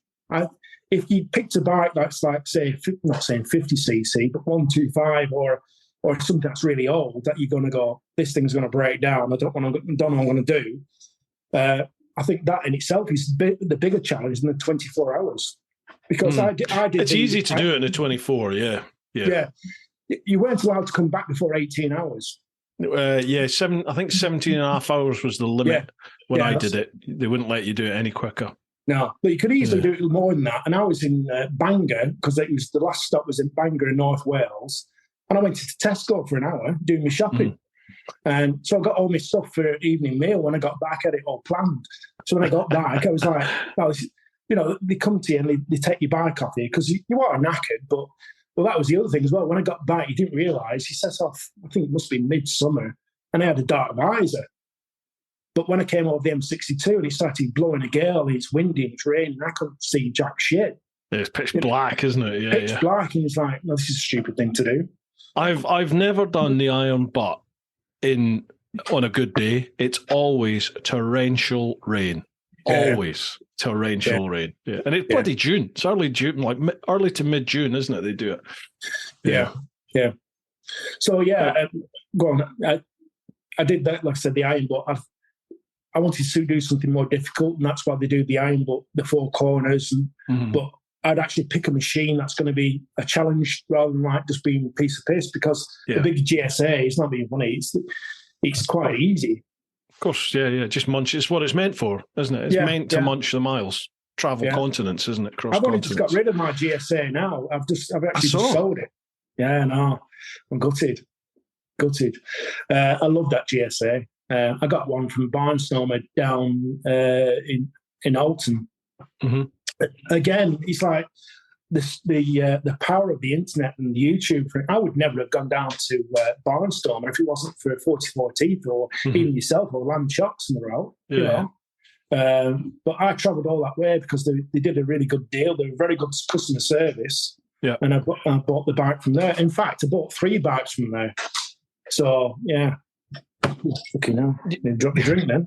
All right. Yeah, I'll happily put the miles in and spend my money for good customer service. Do you know what I mean? I have a dealership relatively close to me, but it just feels like it's gone downhill. It's changed hands, and it's just not what it was. So I just don't use that now, and I'll go 2 hours out my way now to go to a dealership where I do get customer service. Yeah. So it's no difference to me. It's like vote with your feet. I don't think there's any point in people moaning about somewhere if they continue to keep going there. Go somewhere else. No. There's plenty of better places out there. Team Orange is coming soon. Oh, which one are you going for? The 890 Adventure R. Nice. They're great bikes. They are great bikes. My partner's got the 790 Adventure, and we got that in 2020. The same day I picked up the monkey bike, actually. And I love that bike, but it's a bit small. It's a bit not as tall as what I'd like. So the R is like on a bit of a higher suspension, a bit more, I'm not saying presence, but just look a bit taller, a bit more comfortable. Ergonomics are better. Yeah. But throughout the time that we've had the 790, it's been great. It's one of them bikes where you can really thrash it, and it's the quick shifters like butter. It's it's a nicer bike in some respects. It's not going to be a replacement where it's going to be the same category as the 1250 GSA. I know that, I understand that, but I think that the 890 is a better size for all round. You know, we've never capitalised on using the big bike. We went to Spain and Portugal in 2021, and I've never been abroad on the bike ever. Wow. And the roads over there, fucking hell, unbelievable. Mind-blowing, isn't it? Oh, I can never believe it. It's like the locals waving at you. You know, you've just come screaming down off the mountains, coming through a good village. And you think, oh, right. And then this old bloke, it must have been about 98, and he's waving, going, "Ah, how you doing? You all right?" You're thinking, is he going mad at me? And he goes, no, he's actually encouraging you. Yeah, they love it. They love bikes and the different outlook in to the point where they give way to you, they look out for you. There's always bikes around. Yeah. And it also gives them, in my opinion, you give back to what you're getting, what they're providing you, the hospitality, you're giving back as well. You're not like to the economy, around. yeah. Totally. Yeah, well, you're not hooning around either. You're not taking the piss out of the system, Yeah, so, yeah. It's very true over there, and I always try and promote that here. Towns and villages, your 20s, 30s, 40s, take it easy, save it for when you get out in the nationals. And that's exactly what they, like Spain, that's exactly what they do over there. The old Bill don't care what you do up in the mountains, just as long as when you come into the towns and the villages, keep it down. Just respect everybody. I had a little bag on these, because I had no room literally I ran out of room. I had a pillion with me. She was nothing to do with me other than the fact of taking her over. In fact, she was Scottish. To the point where I actually turned the thing down and again, honestly. Exactly. Racist. Actually, I got married in a kilt. Did you? Yeah. Why? I got married because my granddad was McClellan. Okay. Yeah, so there's a bit of Scottish in me. Oh, mate, there's thanks to your lot back in the sort of 16, 17, 1800s, there's pretty much English in most Scots these days, all over the world. Well, yeah. If we can't get them out, we'll breed them out. Well, what trying to get money out of our hand, is it? No, two Scotsmen fighting over a 2p piece. Racist. But, yeah. Anyway, every time you smile, all I see is your Tipex teeth. It's like turkey teeth. Yeah, that's it. Yeah, turkey teeth. Yeah. Anyway, we had this bag. It was strapped. It had my puncture repair outfit, and I strapped it to the engine bars. So it was the only way I could actually carry anything. Anything was just full, and I had that. On the connected app with the BMW connected app, it records everything. I can't connect to it. All right. It won't connect to for some reason. All right. Well, on my BMW app, connected app, I had it at 48 degrees with 2 up. Good effort. In Spain. Well, he was in Portugal mainly. Yeah. We drifted through Spain to get to Portugal, did a lot around Porto and that, and came back out. But 48 degrees I had that banked over, to the point where I went out on one day, I was on my own, so I had no luggage. Well, I had my panniers, and I had a 2-wheel drift going around this corner, and I went, I've reached the point of no return. And he went, right, okay, I'll slow down now. It literally was to the complete edge of adhesion. And I've never had that before in my life, and survived as well, because normally it would be like you tip or you fall or you have gravel or whatever it is, But and it's one of them things. He goes, Mother Nature's saying, don't go any further. That's your one and only warning, yeah. Screw the nut now. Yeah, absolutely. Yeah. Right, we better move on to the next question, otherwise it'll be like 11 o'clock, I think, by the time we crack on here. Right, next one, Smoky Gun. Hiya, Andy and Bruce. How you doing, Smoky? 2 questions, if I may. First one, great that you did the monkey bike run a while back for charity and then did it again after the accident. Any more madcap adventures in the pipeline? Well, we had a wee chat, so you want to be a bit different. What are you thinking? I just love to do the 4 corners with a monkey bike. Okay. That's what I'd like to do. What else would it be? I think that's about it, really, because I've got the KTM coming, and that's really going to replace the GSA. Mm-hmm. We've got the RR, the BMW 1000RR. That's in the garage covered over like a baby. Just waiting. Well, there is that, but I've just traded in my GSA and gone next to fuck all for it. It's because it's the mileage, isn't it? I did 33,000 miles in just over 3 years. Mm-hmm. And so slated you for doing the mileage, but yet if you went there and you got a second-hand bike from BMW, they go, oh, well, it can cope with the mileage. Yeah, of course.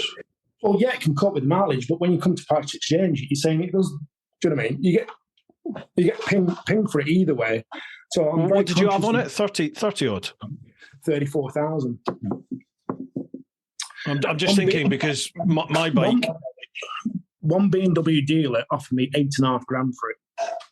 Yeah, I'd say that's a fair price. Yeah, Mm. yeah, from a dealership. Yeah, yeah. So I know on my finance, my bike is based on 20,000 mile a year, and I think they valued it at 60,000 miles, $5,500.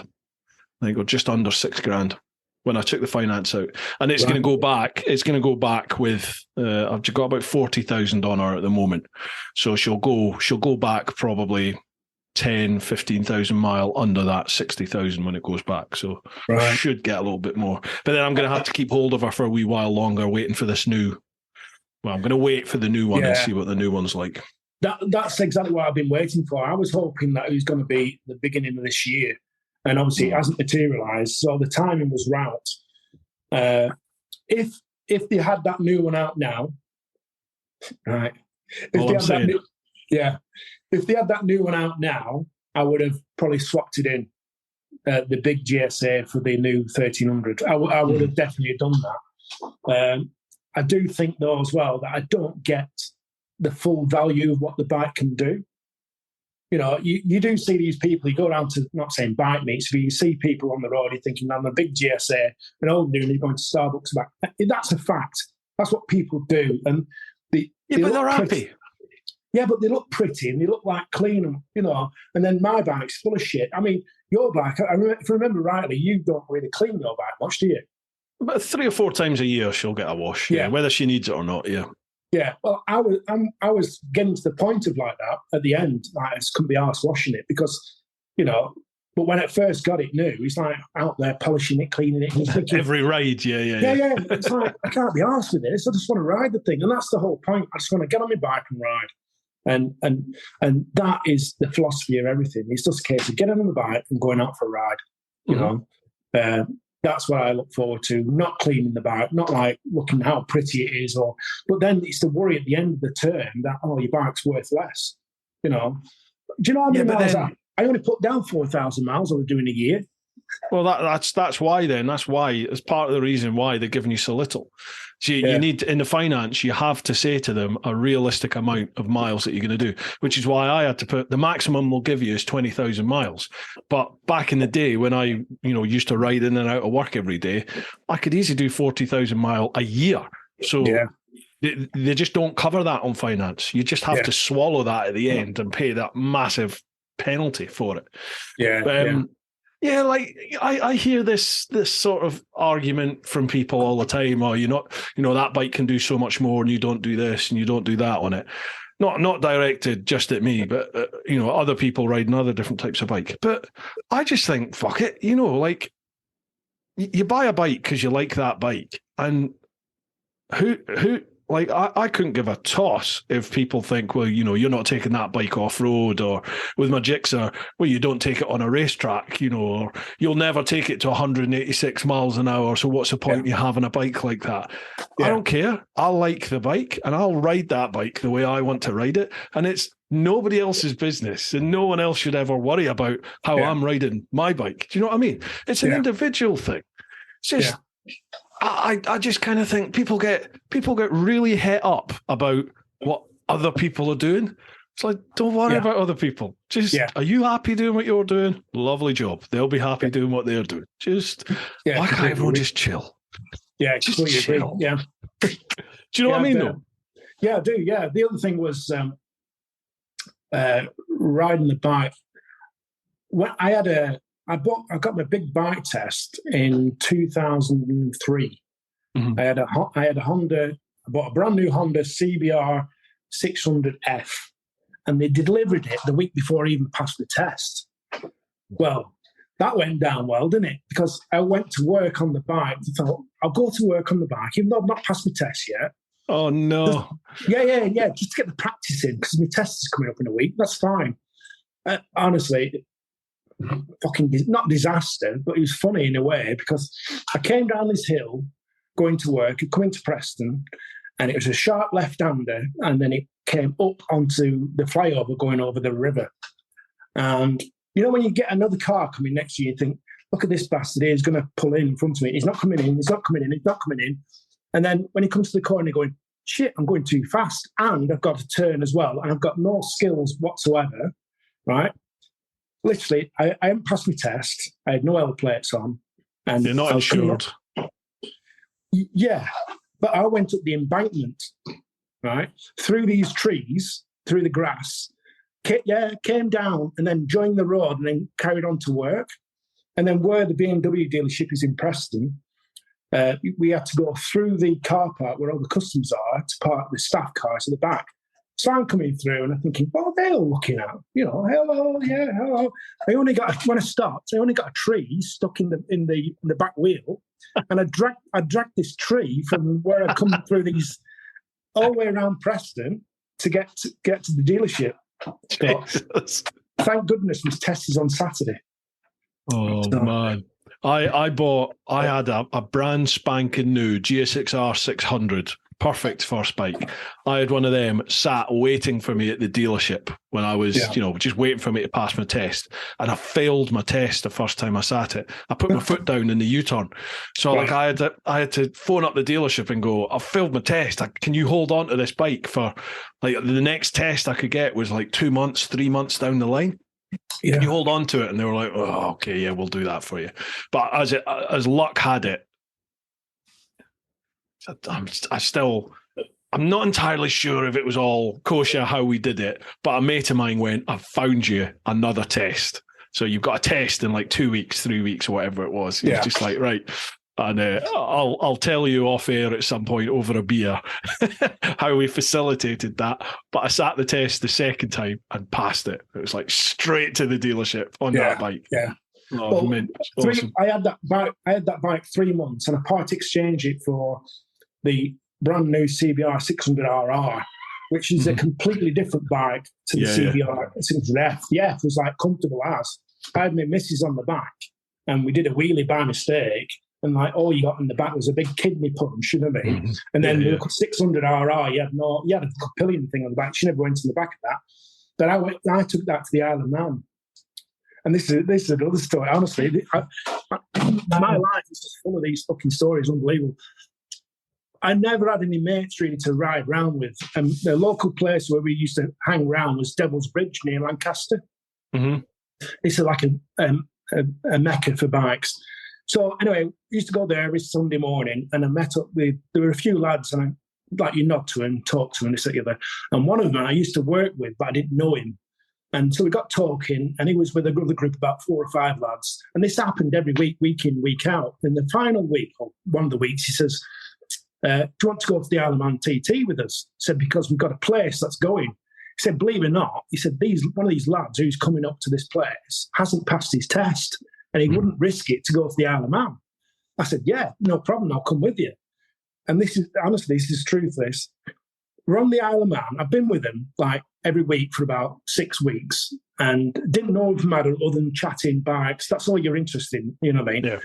And we're sat on the ferry around this table, and it suddenly dawned on me. I thought, how do you all know each other? Because there's a different age. There's one lad that's similar age to me. Oh, Bill. No, they were about, I was 33. Right. We were 33. Yeah, about 33 years old was, and there was one lad similar age to me, and then there were a couple of them like 18, 19 and 22. And it just like, how do you all know each other? He said, oh, we're all Jehovah's Witnesses. No way. Yeah. You're shitting me. And my face dropped. And it sounds prejudiced because you just assume of one thing, but what you get in another is they're only human like everybody else. And what's amazing is that was the best week, and I mean the best week I've ever had with a group of lads. Yeah. It was absolutely brilliant. The camaraderie, I'm not talking about the Jehovah's Witness lot and whatever else. It's just you put them in a pigeonhole when you know it, but then when you really know them, then you know what I mean. You've got to actually know people. People are people. They're the same everywhere. You've got to actually know the person to actually make the not saying the assumption, but to make the actual right idea of what a person is. You've got to get to know them. You can't just go face value or absolutely or who they are. And honestly, it opened my eyes up anyway. It was a great week. And then And then I actually wrote my bike off at Bradham Bridge. The bike the RR? Yeah. The bike was written off at Bradham Bridge. And I was crying. You know when you go to a place and you're running the risk, you've got all the gear, no idea. And this is why I went into the IM when I got my big bike, but I was just running too many risks. It was the case like, it's that same old adage. When you've come back home and you go, that was lucky, that was bloody lucky, that wasn't it? Yeah, I survived. Yeah. I survived that one, you know what I mean? Yeah, and that's what it was like, week in, week out. And it was a case like, I've got 2 young kids, and I went to the Isle of Man, and I just went balls out, absolutely balls out. And it was probably one of the slowest corners on the whole course. But there was one particular corner, it wasn't Kate's cottage, it might be Sarah's cottage, and there's a tight left-hander coming into it. And I came in there, and I've never tipped a bike as much as in my life, because when I came round this, it was about 6 o'clock in the morning, because I used to blast around there, do a lap in the morning, and then obviously watch the racing and join the fun later on. But I tipped in the corner, come round this left-hander, there was an articulated truck coming round. Oh. And all I can see was the back 3 wheels, and I'm tipping, and I tipped it even more. And how the hell it got round, I just don't know. It was just sheer luck. There was no competency of what I did. It was just sheer luck and what the bike could do. You know what I mean? Not your time, mate. Not your time. Exactly, yeah. But anyway, survived that one. So. Making mental notes of this. Mind you, you're a sensible man now, aren't you?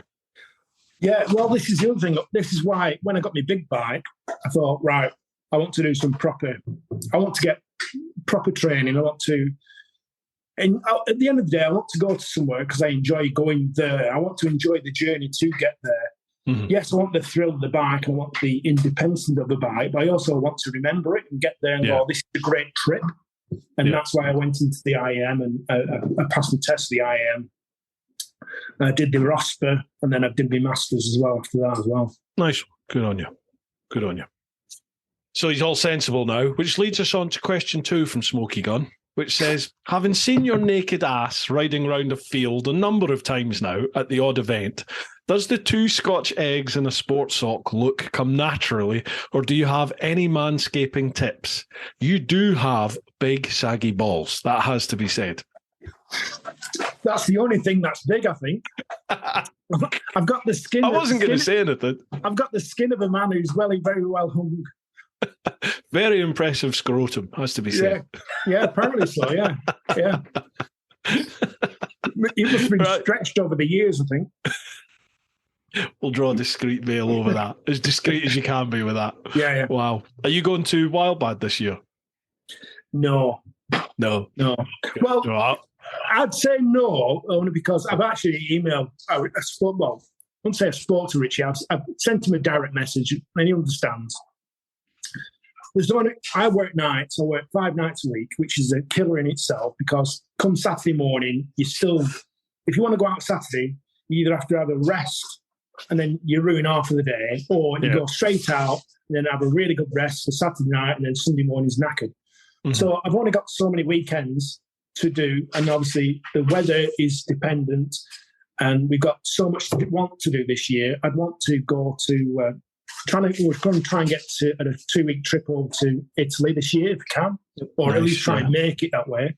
Mm-hmm. We want to go hopefully to Australia or America. My partner's parents are in America. They're of an age where we need to go and see them. Gotcha. Then obviously I've got the importance as well, trying to go over there to see my kids. It's one of the first years really I've got some money together where I can actually afford it to actually go over. So it's not just one bucket list; it's a necessity. Yeah. You know what I mean? No, I totally get you. Yeah. So there's lots of things I want to do. Every weekend we're out. I mean, every day I'm on the bike. This is the other thing as well. People don't realise that people who ride bikes throughout the year, they have a different outlook of everything. You know, it's you know yourself, because you're on your bike. I get withdrawal. If I'm not on the bike every day, I get withdrawal symptoms. That's how bad it is. Mm. You know, it's a case like you get to a place. It affects your mood, doesn't it? Yeah. I'll go to a place and you go, it would have been great if we're on the bike. Do you know what I mean? Or you go, oh, we're going to go to such a place. Oh, great, that'll be fantastic on the bike. Oh, no, we're going in the car. Or, you know, if there's any excuse to get on the bike, I'll go on a bike. There's no question about it. My wife will often just go, she'll go, you know, like, even if we're going up to Scotland, if we're going up to see my dad or my brother and his family or something, she'll be like, so we're going to go up on such and such a date. Yeah, yeah. And she'll go, you're taking your bike, aren't you? So she'll drive and I'll take the bike just because if I'm sat in the car, like, I'll be doing stuff like, oh, this would be a great road on the bike. Or if she's driving, I'll just be sat there and I'm like, you know, you just get all antsy, don't you? It's like, I want to be on the bike now. So she's just like, just take the bike. Just take the bike. Yes, dear. No worries. Right, next one. Lee. Do you call your wife the handbrake? The handbrake? Yeah. No. Yeah. What is that? Yeah.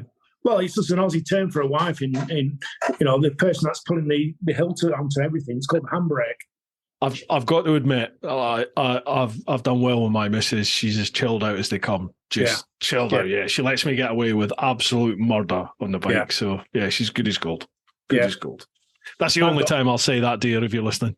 I've got the same one as well now. Yeah. Your missus is top dollar. Yeah. Absolutely. Yeah. Right. Next one. Lee Vigor. Hey, Teapot and Captain Bellend. Hope you're both well. What would be the craziest thing you have ever pulled off? And what's the craziest thing you haven't done yet, but most definitely want to? Do you know who Lee is? Lee's buddy biker dog. Yeah. Buddy biker dog, yeah. Yeah, Lee, he's got a monkey bike now. Yeah, he was a test rider for Triumph, wasn't he? He still is. Yeah. Mm-hmm. Yeah. So we met. I think he still is, yeah. Yeah, we met Lee on a ride out with monkey bikes, and we've been friends ever since. So he's a nice guy. Yeah, we're trying to meet up to do a ride out together, really, if we can. But it's getting that logistics, getting two monkey bikes at such a distance between each other. So, but thanks very much, Lee. I think the craziest thing I've ever done. For some reason, you'll probably get a theme here where I strip off a lot. And you're a good-looking lad, Andy. You know. Yeah. Well, you've got to share this with the world. Yeah, I will do. Don't worry. It's like I said, it's like therapy. We had a workshop in BMW in Preston. We had a smaller workshop. It was like they call like a fast fit side thing, and so it was like 3 bays in there and a tyre bay. And during winter, it's a pain in the arse when your door opens up because all the hot air goes out. Mm-hmm. So what I used to do is I went in there and I locked all the doors, right? And you can in them workshops you have like a sensor on the wall. It's like a black sensor. It's like a temperature sensor. Mm-hmm. But if you spray that sensor with brake cleaner, because the brake cleaner's cold, it tricks the gas system to come on. So regardless of the outdoor temperature or whatever the management has set the temperature at, it kicks the gas heaters in. So it makes it super warm. Right, so I went up to this sensor, I locked all the doors, sprayed it, so the gas heaters came on, and the guy who had the bay, he's like knocking on the door, come on, let me in. So it's lovely and warm in here, and I stripped off, bullet naked. Literally, at work. Bullet naked at work in a locked workshop with the heaters on. I was safety first because I had my boots on. No, obviously, I won't take my boots off. Yeah, leaning over. That'd be dangerous. Yeah, exactly. Yeah, leaning over a BMW with my saggy sack. I've just got visions.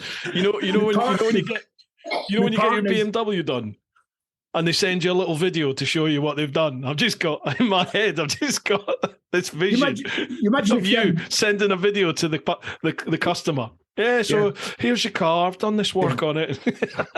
That catches a reflection in the screen. Yeah, imagine if you had massive saggy sack. Yeah, imagine if you had dash cams then. Oh wow! Yeah. So that was probably one of the craziest things. How did they figure out that you had to spray brake cleaner? Was it brake cleaner? Yeah, brake fluid when you on the sensor. When you spray brake cleaner or contact cleaner on something, it's really cold. What comes out of the nozzle is really, really cold. So when it touches the sensor says, well, it's not 10 degrees now, it's actually 3 degrees, and the temperature what the management do, this is why they're tight bastards, right? They want to keep the bill down in the building, so they'll set the temperature quite high. So if, for instance, it goes down a certain degrees, to alleviate the gas bill, they put the temperature at a certain criteria, or you trick that sensor to come on being so cold, and it puts the gas heaters on, but it doesn't. As soon as you start spraying, it doesn't go off. It will stay on for half an hour. So it's saying it's cold. I'm going to keep giving heating. you more heat, honestly, heat. And it's super, super hot. And they're wondering, why is it so hot in here? Well, we're all smirking like, yeah, we're not going to be bloody cold in here. We're going to keep ourselves warm. So, yeah. And it says, what's the craziest thing you haven't done yet, but most definitely want to? Excuse me. I don't know about being crazy as such. I think of things all the time, and I think it's more my personality where I've got to have things all in order for me to actually go ahead and do it. And then once I do it, it's very, very quickly. It's a bit like we were saying about videos, or I think about videos. You'll try and plan a video, but then sometimes the video that can make, or the best ones to do, come so quick, so fast, with no planning at all. It just things just fit. You go, I'm glad I recorded that. Do you know what I mean? Or sometimes like you try and record it, it's just not working. You think you're trying to force the situation. Do you know what I mean? And sometimes when you try and force it, it's not as good, and it's just not entertaining, is it? Do you know what I mean? Yeah. No, I get you. So there's nothing in your mind like I don't know. I mean, you've done the naked thing, haven't you? You've done the naked thing. You've done the dressy up thing. Yeah. I don't know what else you can do. It will come to you. At some point, it will come to you. Yeah, the only thing I would do, and I was seriously contemplating it, is taking the piss out of all the main vloggers.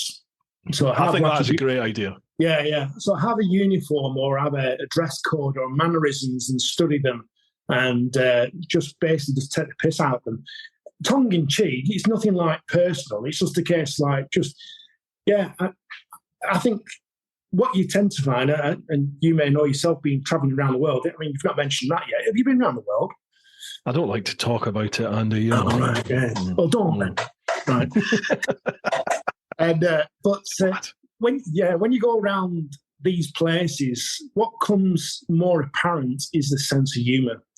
The British have this innate ability to have the best sense of humour. They're so sarcastic, but yet the humour that comes with it is brilliant. If we had a World Olympic Games, we'd be gold medalists in taking the piss out of people. Unbelievable. Do you agree? No, yeah, I think so, yeah. But then I tend to find that I sort of gravitate towards similar people. Do you know what I mean? So wherever I go in the world, the people I tend to gravitate towards and sort of become friends with, they have the similar traits to what I like anyway, which is that sense of humor. Even like, let's just say Germans are notorious for not having a sense of humor, but they do. It's just a different sense of humor. And when you spend a bit of time with them, you realize they are really quite sarcastic with some of the things that they do, but it's just, it's done in a different way. But once you sort of switch on to it and go, they're being funny, right? Yeah. Okay, now I get this. Yeah. So, you know what I mean? Like Americans, some Americans just don't get our sense of humour at all, but they think they're hilarious.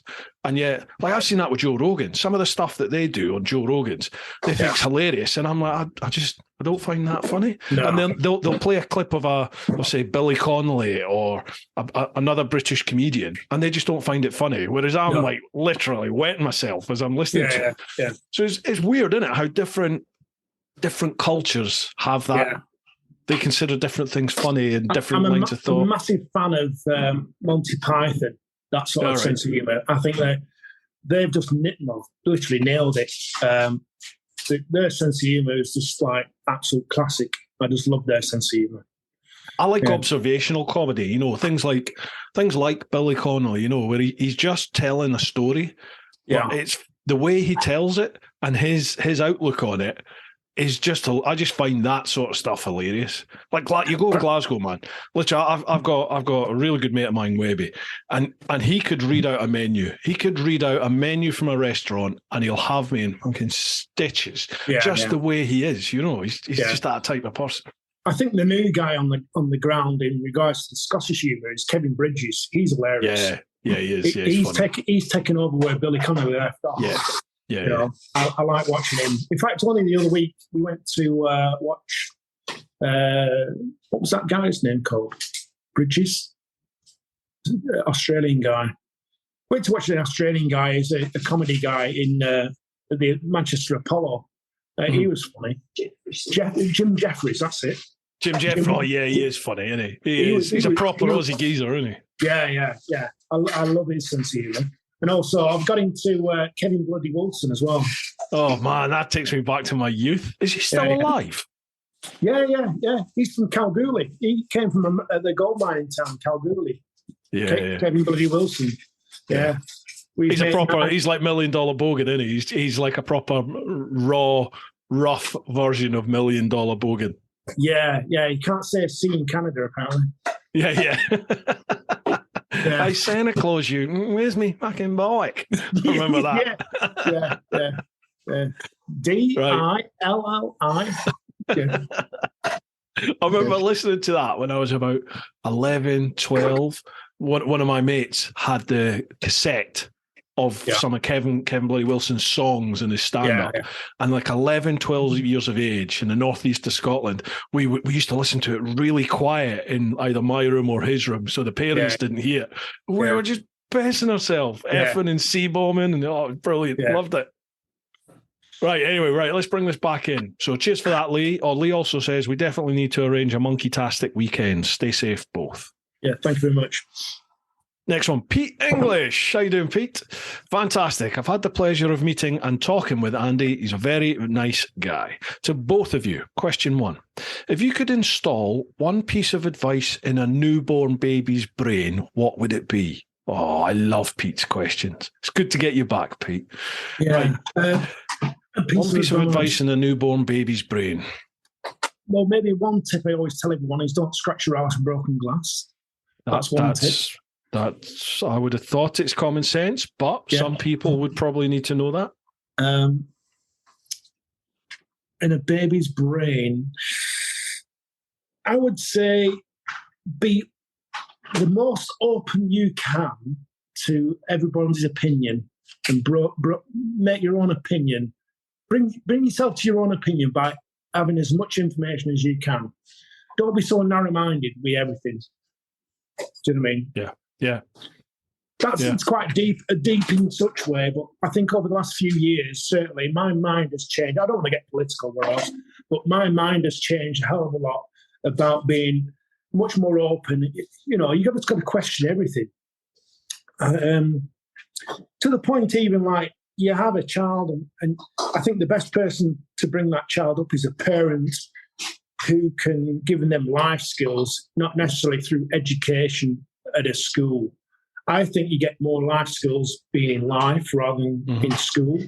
Yeah. And everyone is at a different level of learning.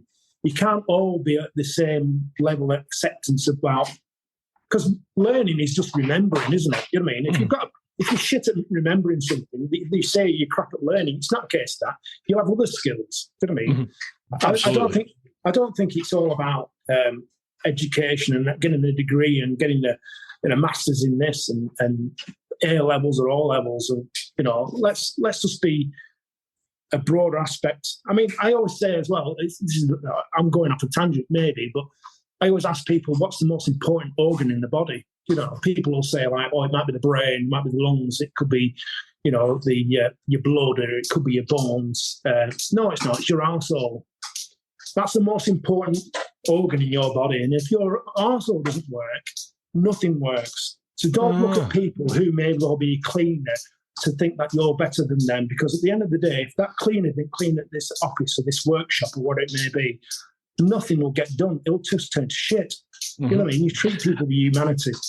I think that is it. You've nailed it. Treat everybody with humanity, isn't it? Yeah. And you've just got to be. I was going to say. I was going to say be you, but also be true to you. Do you know what I mean? Like, yeah, I think we see it probably more now than I ever remember in my lifetime because of social media. But there's a lot of people out there putting up a facade, like what they think, either what they want people to see of them or what they think people want to see of them. Yeah. You know what I mean? And, I do, yeah. And all that does is fuck with your head because nobody can keep a facade up. It's just that drops at some point. You know, like when you're put under pressure, the facade will disappear. Or when you're not thinking people are watching, the facade disappears. Yeah. And I just kind of think, for me, it's like integrity is the one thing that you can almost not control, but your own integrity is the only thing you can sort of keep control of, isn't it? You know what I mean? Like if you bullshit about stuff, you're going to get found out eventually. Whereas if you're just open and honest, whether you're right or you're wrong, you know, whether people like it or they don't like it, that's you. Well, this is the other thing as well. People's opinions, right? It's an opinion. If I've got an opinion on something, it's not because I disagree with you, or I don't do it for disliking sake, or I don't because I'm never. It's like you go. Well, maybe talk about politics, Conservative, Labour, or whatever else. You put anything in motion, the other party always opposes it. They never agree on something. Do you know what I mean? No. And it's like I remember a video. I'm going to go on another one now, but I remember a video I did. I had a BMW 1250 RS. RS it was. And I've been given this bike because my bike was in the workshop through maybe about 2 weeks or so. And because it was different to the GSA, I didn't like it. But also, more importantly, the way the bike was spec'd, it was a very low spec bike. It didn't have a quick shifter. The steering was completely different to the GS, where the GS would turn. Like if you were manoeuvring in a car park, the GS would turn, pretty quickly. You just like, full lock, it can turn. I came in a car park with the RS, I thought, Jesus, I'm going to run into something because the thing doesn't have a big steering lock. That's just the characteristics of the bike. Anyway, I did a video on it, and it's like keyboard warriors. I don't get me wrong, I can be a keyboard warrior as well, but again, it's just an opinion. The opinion I had on that bike was just purely on that bike, and I didn't like it. I'm not trying to appease everybody, and you get, keyboard warrior, I love my RS, and it's been what you talking about, the crap.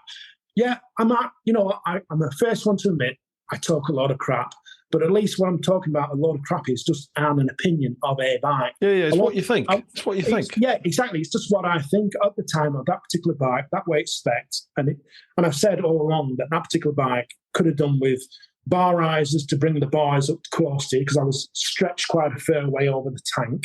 It just had a different feel to the GSA, simple as that. It was a different bike, different genre. Another bike that I had was the 1600, the big 1600. I had that for about a month. Yeah. I had that for a month, and I hated it at first. And when it went back, but when it went back, I loved it. I got on the GSA, I thought, fucking hell, this thing's like a tractor. Literally, I thought this thing's agricultural.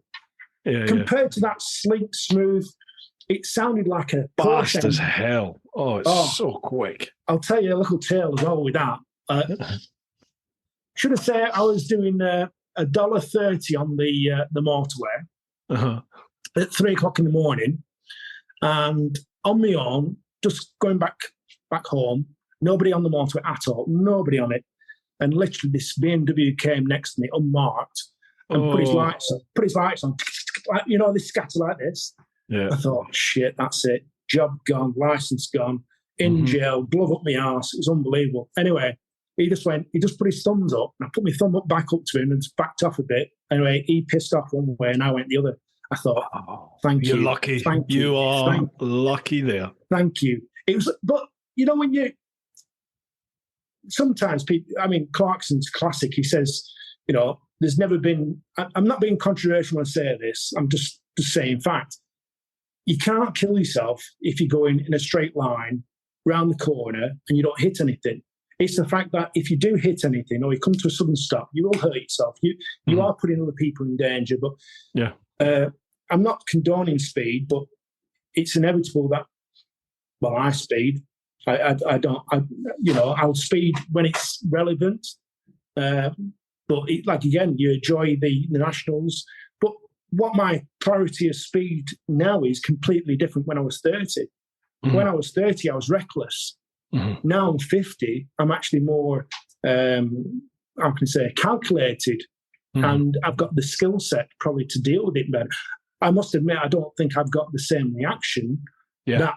But by comparison, is the fact that my skill set of not being as reactive, my speed has come down. Mm-hmm. So I'm not as reckless as I was, that's just the fact of life. Yeah, I'm exactly the same. I used to ride at ridiculous speeds on a Gixxer and things like that. But I always felt totally in control. I never ever felt like, things were out of my wheelhouse here. I always felt totally in control. I was always able to react and deal with anything that happened in front of me until you can't. Until that one time something happens and you don't. And then, for me, I ended up throwing myself off a mountain, and just various things happen. I found I started getting slower and slower and slower and slower and slower to the point where I remember commuting in and out of London, and in the space of 2 years, I think I had 3 accidents in the space of 2 years. And that was at 30, 40 mile an hour sort of speeds. Yeah. And I think I remember at that point, I was just like, this is all a bit of a coincidence. This can't just be bad luck. I have to be doing something wrong. So at that point, you're like, okay, I feel like I'm well within my comfort zones here. I'm, sub 40 mile an hour speed, whereas in days of old, I would be doing easily 4 times that. It's like, or on the GS, you'd have that flat out. And you're like, well, okay, not in towns, but, and I'd always able to deal with stuff. Now, something's not right here. So that's when I ended up looking at IEM, and I've done loads of different schools now, track schools and road schools, and I've done loads of stuff. And it's brought my speed down now to a point where in the nationals, in days of old, I'd be going triple digits and some, and trying to get to the absolute limit of that engine. Yeah. Now it's like, I'm not saying I did this, obviously, because it would be illegal. But now I'm like, 80, 90 mile an hour, if the conditions allow and the vision is there, that okay, I may do that on a private road, obviously, or a closed road. Yeah. But that would be it. Any more than that, and I'm just like, it would be an extreme situation for me to go more than that these days. Well, I went to the Isle of Man last year on the RR. Yeah. And not saying that, Christ almighty, the track round there has gone bumpy compared to when I went round in 2004. It's extremely bumpy. But did the mountain road a few times, and the maximum, and this is, I put it on YouTube because it's it's a legal road limit. It's unlimited on that mountain course. And I think the maximum I did was 128, maybe 130 max. But on the GS. No, on the in the RR. All right, yeah. Right, but I think then I had a peaked lid, so I had a peaked lid on, which obviously is just not relevant for that. But more importantly, when I was in 33, when I went over there on that 600 RR, we were doing 160 over the mountain. And then as you're going down by Kate's Cottage, there's a bit of a lull, it goes down, the front wheel's coming up. Mm-hmm. We were stopping at a Castletown golf course, and the police had stopped the road, and we had to go down this country lane. And like I said, I think we'd only just come off the ferry, and we're going down to this golf course where we were camping. But it was a very cresty road. It was a lot of crests there, and you couldn't see over the top. But it was straight as a die. And we're going down there, and every time you came to a crest, you'd pull back, and then all right, it's going straight on. Then next one, you go, I'm going to hang back. And literally got to the other end. It was about 4 miles this road, something like that. And literally every single one of us had turned around and went straight back, full chat, absolutely full chat, 150 miles an hour. What? Going over going over crest, single track road. Insanity, but insanity. Yeah, but that sounds stupid. Unfortunately, I was maybe when I was a youth. Yeah, I think a lot of people go through that. Yeah, a lot of people do go through that. But it's just now, whether or not you survive it. Yeah, exactly. And now I just wouldn't do it. My concept of risk is completely changed. I mean, completely changed. And that sounds like saying, I'm not being hypocritical. I'm just being honest. When I was younger, I was reckless. Now I'm not. And as you get a bit older with more experience, and certainly if you take on things like IM, ROSPA, that sort of stuff, once you start learning roadcraft, you're able to start not only reading like the road markings, but you start looking for the options, the junctions, and you start realizing, holy shit, there are so many opportunities for something to enter or leave the carriageway up ahead. Yeah. There's a lot going on here, so let's slow it down and see what's going on. Yeah. And that definitely does start slowing you down. What spooked me last year, and I say this is a pivotal point, really. You could have all the training in the world, and I mean all the training in the world, be the best rider in the world. Last year, I came to a point where you're going, wow, my hands are purely into the other people as well. In other words, there is if they do something stupid and you've got no time to react, you're fucked. Yeah, Mm-hmm. There was a guy that overtook a car on the main A59 going towards Gisborne, which is heading towards Skipton. It's a wide road, really wide road. It's a fast road, but it's a national speed limit. It's not saying it's fast, but it's a wide road. And he overtook this car and caravan and literally came onto my side of the road, and I was just minding my own business. And just at the last minute, I thought, when things are slowing down in front of you, you think, what the hell's this guy doing? Jesus Christ, he's coming straight for me. And I was on that big K1600 at doing 50 mile an hour, not batting, just minding my own business. And if he hadn't moved over, I would have been dead. He would have hit me full on. And you think to yourself, there's no training in the world that could prevent that. I don't think so. In that one particular situation, that's all. Yeah, I mean, there's extremes, isn't there? There's extremes in all situations in life, and sometimes I think it is just a roll of the dice. It is in the lap of the gods, really. Sometimes, isn't it? Yeah. If you were worrying about all that, you'd never step outside your front door, would you? So it's just you've got to live, haven't you? You've got to live. And if you're not living and going out there and going, you know what? Yeah, I could have a bike at the end of 3 years that's worth $3,000 more because I've not put any miles on it, but I've been miserable shit looking at it all day. Exactly, I'd sooner be out there riding it than actually being in the kitchen or looking outside and going, do you know what, that bike's lovely. It might be lovely, but just fucking ride it. Yeah, absolutely. Yep. Right, Pete's got a good second question. Question 2. If your inner voice was an actual person, would you be friends? Yeah, for me, 100%. 100%. I think I'm almost like schizophrenic. Yeah. I think there's very much two personalities with me. At least two I've got. Yeah, at least two. Yeah. And I'm not saying I blow hot and cold. I can switch just like that, and it's not being nasty or anything. You're just in that different frame of mind. I think a lot of things are you can regret. But then there's other things you think to yourself, you know what, if it wasn't the fact that you lived it, you wouldn't be the same person you are today. 100%, yep. So in that respect, I thought, I think life's a tester. And I honestly think that I'm a good person to people. And that in myself where I can actually hold my head up high and go, you know what, I've done all right. But yeah, things could be better. But as long as I look out for other people more and look out for myself, I'll have something and I'd sooner give it to somebody else than have it for myself. And whether it's been material or time, I mean, what's amazing is just speaking with people who,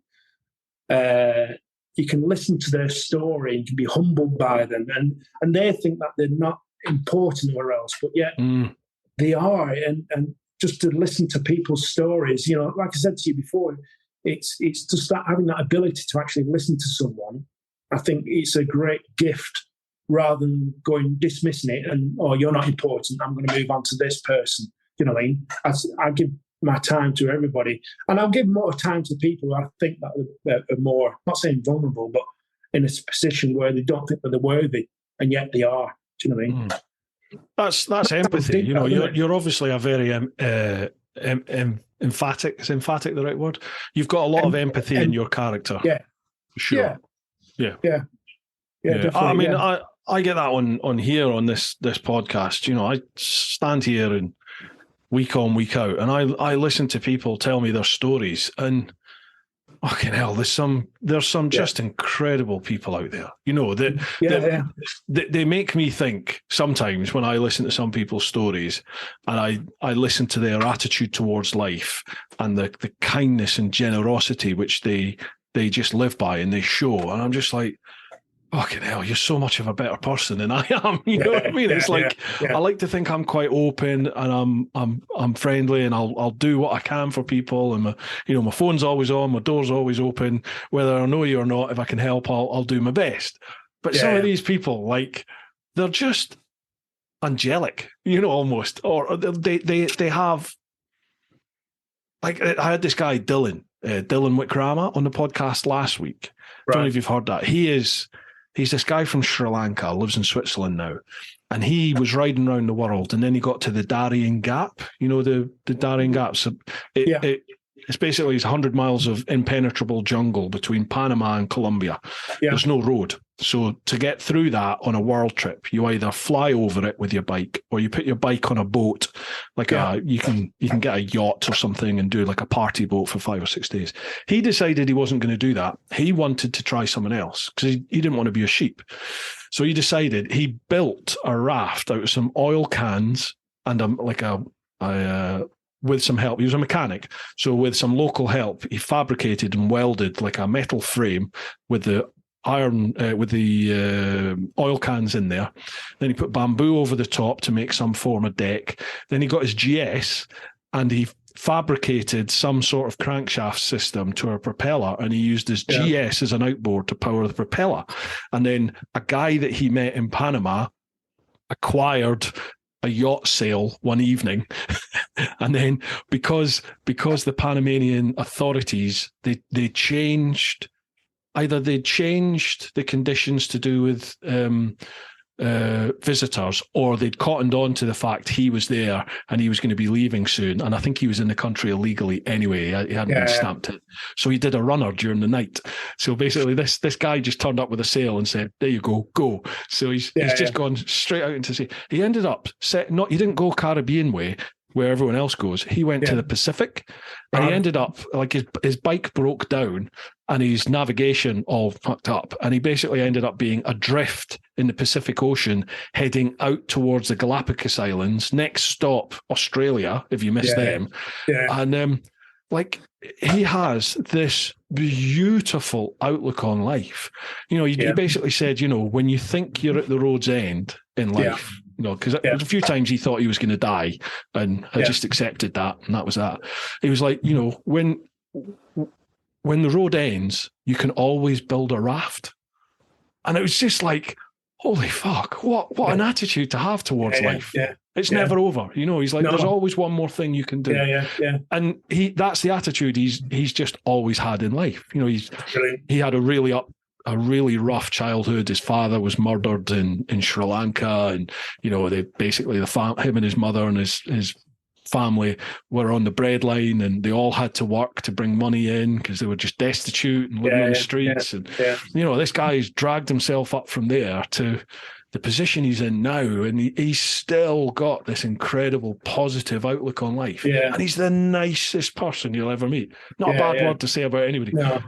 Sam Manicom's another person like that, isn't he? Sam Manicom is just such a nice guy who always sees the good in people. Always. I had a guy, I went to the gym. It was when I was working in the mines. We had like a not physio, but like a PT guy that you can do exercise and stuff like that, because we're living away from home. I mean, people are on the piss every night if they want to be, but I like I said, I wasn't. But I don't do any exercise. This is a size. I don't do any exercise. My diet shit. That's. I mean, it's not from beer for a start. It's just the fact that I don't do fuck all. But anyway, I'm happy as I am, and that's the other thing: being happy with yourself. But anyway, I knew that I wasn't really happy in the fact of where I looked. I thought, right, I'll go to this guy. He does a program to go around the gym and whatever else. And I sat in with him, and I love the Australians where their outlook is so positive. When you meet people, it's so positive. And I was in tears. I'm an emotional guy, you know what I mean? But anyway, he brought me down to the point where, I can do this. I can do this. Fantastic. Right, okay, I'll book in with you. I'm going to go next week. I'll go to the gym, Anyway, I was late for work, late to get to the bus. And the bus leaves site to go to the mine site, and you're supposed to go to the crib room to get all your food for the night. You know what I mean? You pack the food's free. You just pack up a bag and you go to work.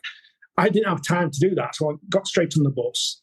And at the start of shift, we have what you call a toolbox meeting. You talk to the supervisor, gives you a hand down. It's like, this is what's going to happen tonight.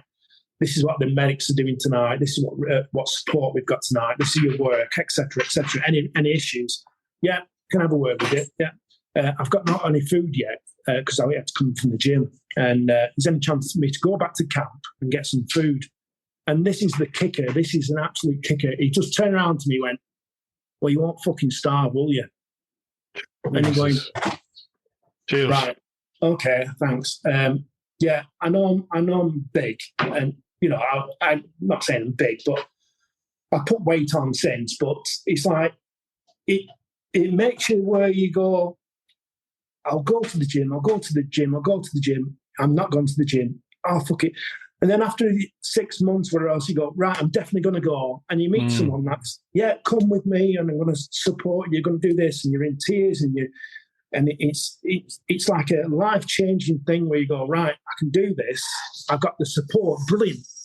And then from that, you go to euphoria, down to an absolute kick in the guts and go, well, you won't fucking starve, will you? In other words, to say like, well, you're fat enough as it is, so if you don't need to go back to camp to get some food. And that was an absolute kicker. You know what I mean? And that is also a life lesson. I would never, ever treat someone like that in my life. Yeah. Absolutely. Yes. And it appalled me, but it also made me so fucking small. And yeah, we're blokes. Yes, we're big. We're, burly and, supposed to be like, testosterone, this, but it hurts you so much that you just can't describe it, See, I've never, trying to think if I've ever, not since I was like really small, probably under being a teenager. Like I've always been a fat fuck. I remember till I was about 15 years of age, I found rugby.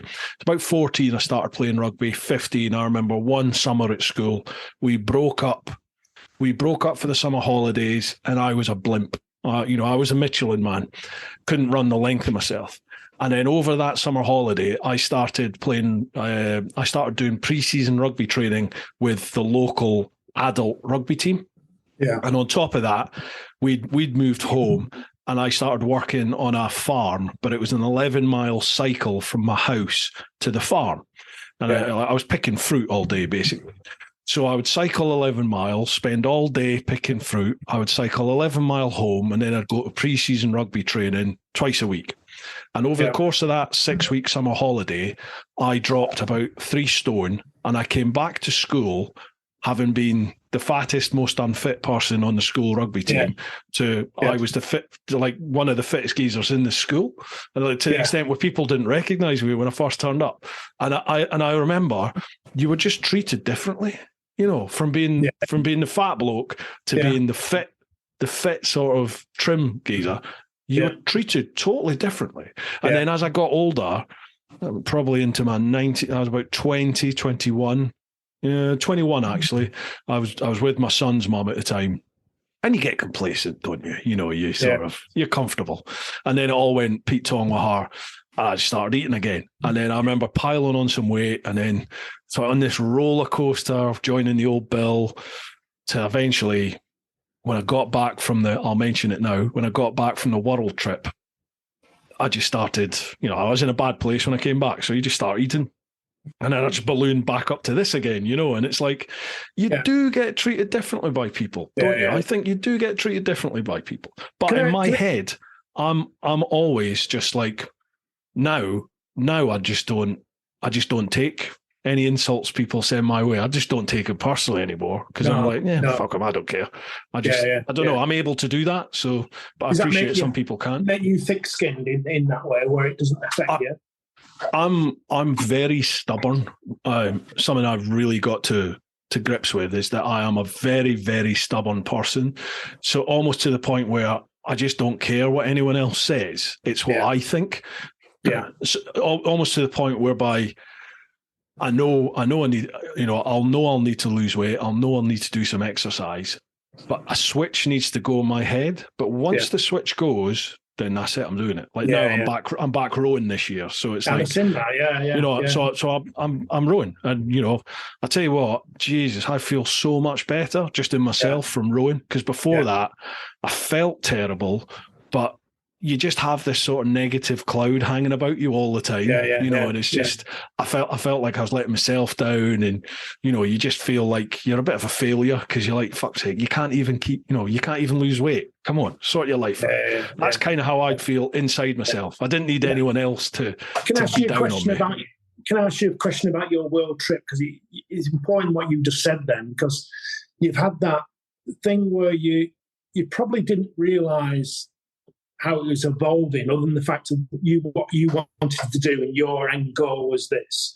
But then all of a sudden you stop and you come back and going, right, I've done that.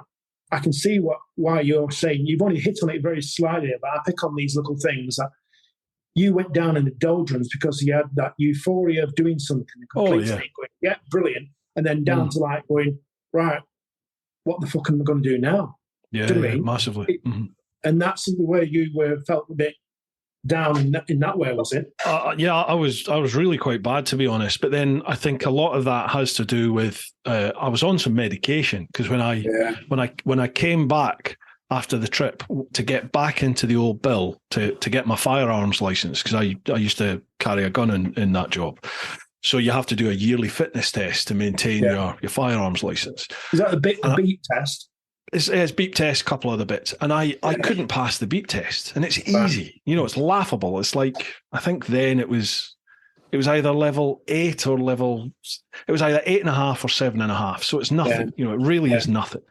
But I couldn't pass it, and I'm like, Jesus, okay, I've been sat on a bike for 1.5 years, but fuck me.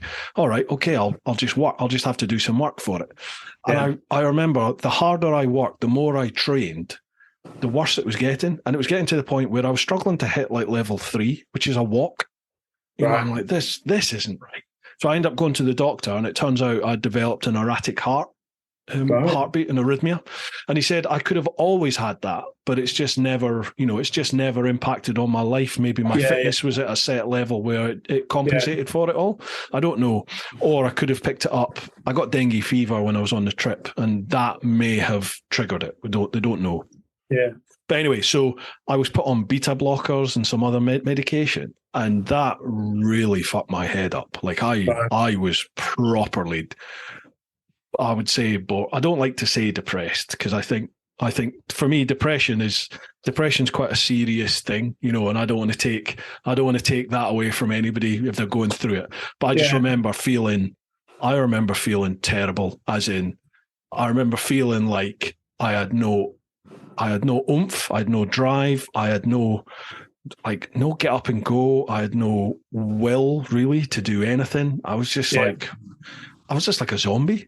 So I came off the beta blockers, and that started having an effect. But it probably took a good 8 months to a year before I started to see myself coming out of this. It was a tough time, really tough time. When I came off that medication I was on, properly came off, actually nothing. I had it was almost like getting electric shocks. It's the most weird feeling ever, where your brain, it almost like, like as if you're watching a TV and there was interference on the TV. It was like that. It was like a tingling of electricity. And you think to yourself, what the hell have I been taking all this time? That's altered something. Do you know what I mean? And then, well, now I don't have any effect of that as such. And you just hit life's, whether it be ups or downs or else, full on, and you just deal with it. And I think I'm much more of in a better place where it's I can deal with that situation a lot easier. But I've had to go through the shit to actually understand how to get through it. You know what I mean? Yeah, you'll be more. It's voices for different people, aren't they? You know what I mean? Of course. I'm not generalising everybody. I'm just talking about me personally. That I had medication, it helped, but it took me a while to get off them. Eventually, I came off them, and these were the side effects. And now I feel better for it. But I'm more in tune to know exactly what's going on. I'm so switched on with things that people don't realise that you're tuning into that particular thing. You know what I mean? I analyse everything. If someone says something, I'll be repeating it almost in my own mind, going da-da-da-da-da-da-da-da-da. And then you're almost like having a conversation with yourself. This is the thing, the inner ape. You know what I mean? You hear about the inner ape. With Guy Martins, he's on about everyone's got an ape inside them, and I'm sure that's what happens. You're almost talking to yourself in a scenario where you see a problem, you try and work out the problem, you sort the problem, but then you have repercussions with the problem before you even done anything. Do you know what I mean? Yeah. So you've got every scenario going through your head to deal with it. Then physically you actually do something that you've actually already worked out 3 or 4 different alternatives, and then hopefully you're doing the right one. Well, we're all human, we all fuck up. Do you know what I mean? I think what I see talking with lots and lots and lots of different people, to this degree, where you can get quite deep with people during these podcasts, 2-3 hours chatting away with people. Sorry. Everyone's the same, but everyone's different. Like how people think is different, how people deal with stressful situations or just any situation, how people process information. Everyone's different, and it's like, I remember like growing up, things happening and me processing what they were going on and coming to my conclusion about what it was. And then I would look at like one of my mates and they'd have a totally different, they'd have a totally different solution or a totally different answer for why something has happened. It's like, I'm trying to think of an example, but I can't think of it off the top of my head. But, you can give people 2 problems. You can give 2 people the same problem and the same sort of things to deal with that problem. Yeah, and you'll get at least two solutions from it most of the time, won't you? Yeah. People's brains work differently. Yeah. Well, put that into perspective with biking, right? And this is where you've read Roadcraft, haven't you? Mm-hmm. The most boring bastard book ever in the world. Yeah. It's actually only any good to actually either draft excluder or tipping up a table that's a bit crooked. That's the best thing you can do with Roadcraft. Other than that, the IEM extract parts of that Roadcraft and make their own book. And I say to my associates who I take out, I said, if we talked about every single scenario that could happen, the book would be like that, it'd be that big. It would be huge. Mm-hmm. You can't do every single scenario. And it's the same thing in life. You can't have every single scenario that you go, all right, let's look at page 44281. Yeah. All right, it says this. You know what I mean? Life's not like that, though, is it? It doesn't work like that. Life's not like that. You know what I mean? And hang on a minute. I didn't know you were in your 20s. Oh, that's a different page. Do you know what I mean? Yeah. I get it. I've just done those rapid videos.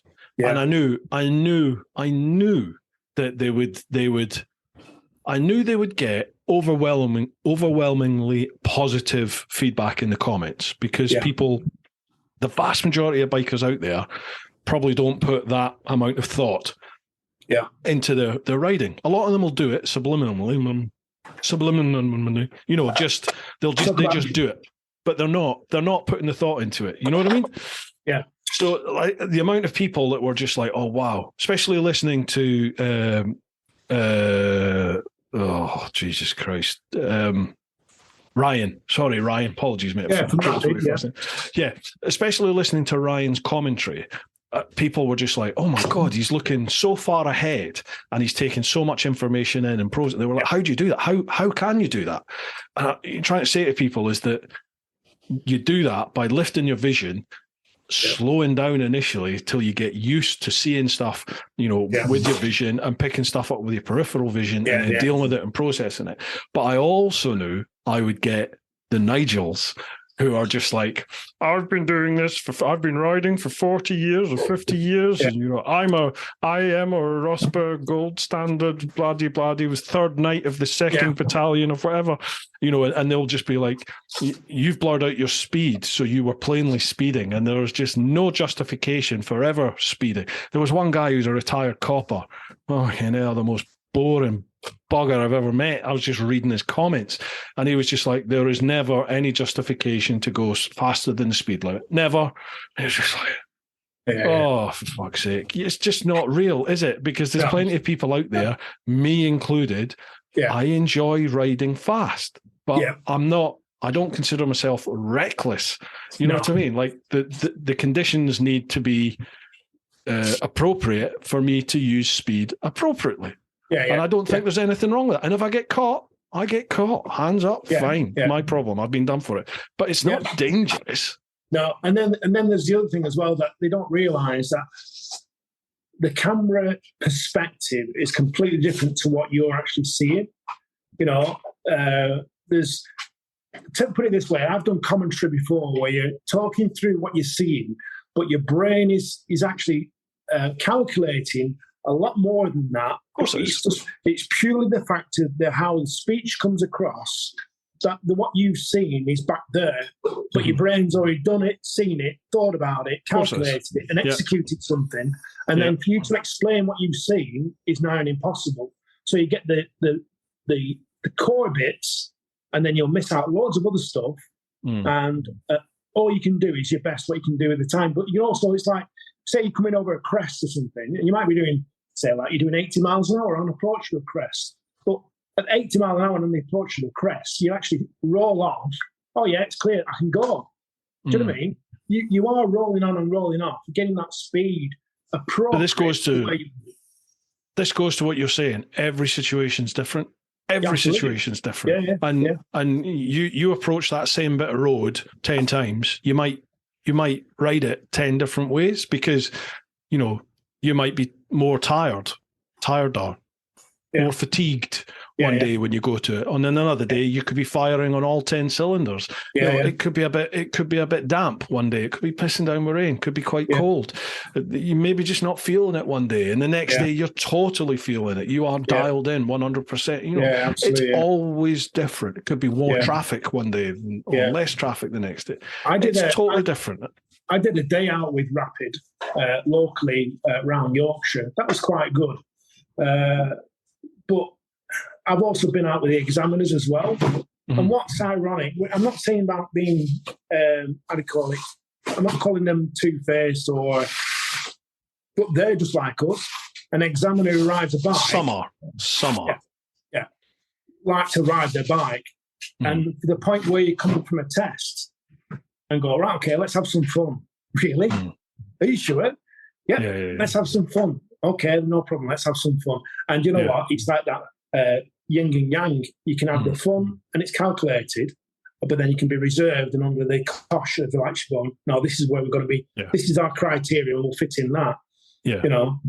I totally get it with IAM and ROSPA because, they're a big organization, and I think they have to have set boundaries and very, very distinguished and prominent boundaries, speed being one of them, because it has to it has to be implicated. That system has to be implicated across the entire country by so many different people. So you need to have your set standards, which must be met in order to be given that accreditation. I totally get it. But for me, I just find IAM and ROSPA, I just find it too black and white. You know what I mean? It's like, I can easily ride that way, but I get zero enjoyment out of it. I like to feel a bit of progress, and there's just a few bits where I'm just like, I fall outside that box, and that doesn't fit me.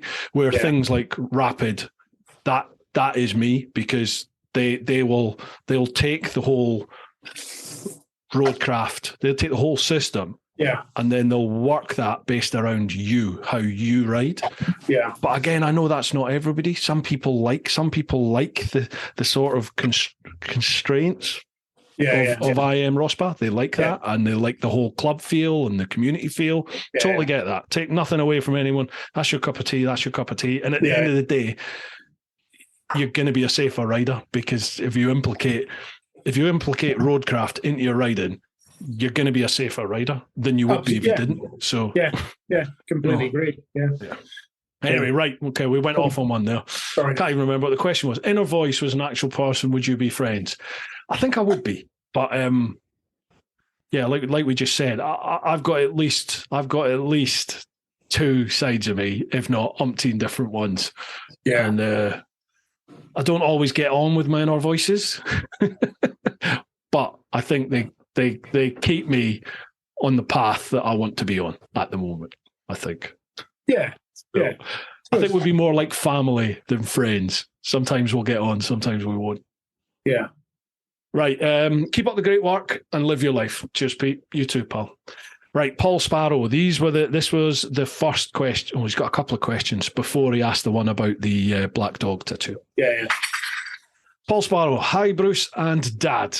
What opportunity have you passed up which you would now look back upon and wished you'd taken the leap and done? Ooh. I think working for, what's it called now? There was a shipping company that I had an opportunity working for. Can't remember what it's called now, but it was based in Australia. So I trained to work offshore in the oil rigs. I did my what they call TeapotOne or humour license. They call it helicopter license. So So you can go out offshore if you get stuck. I can't swim, or I couldn't swim. I've got no interest in swimming. I mean, I'm a land-based person. I've got no fucking fins, you know what I mean? I think if a person was designed to swim, we'd have like flippers. But gills, that's it. Yeah, exactly, yeah. And I went to do my training with in a big, massive pool in Perth, and I didn't tell them that I couldn't swim because I thought I wouldn't get the job. Yeah. So I did all this training, and you have to be.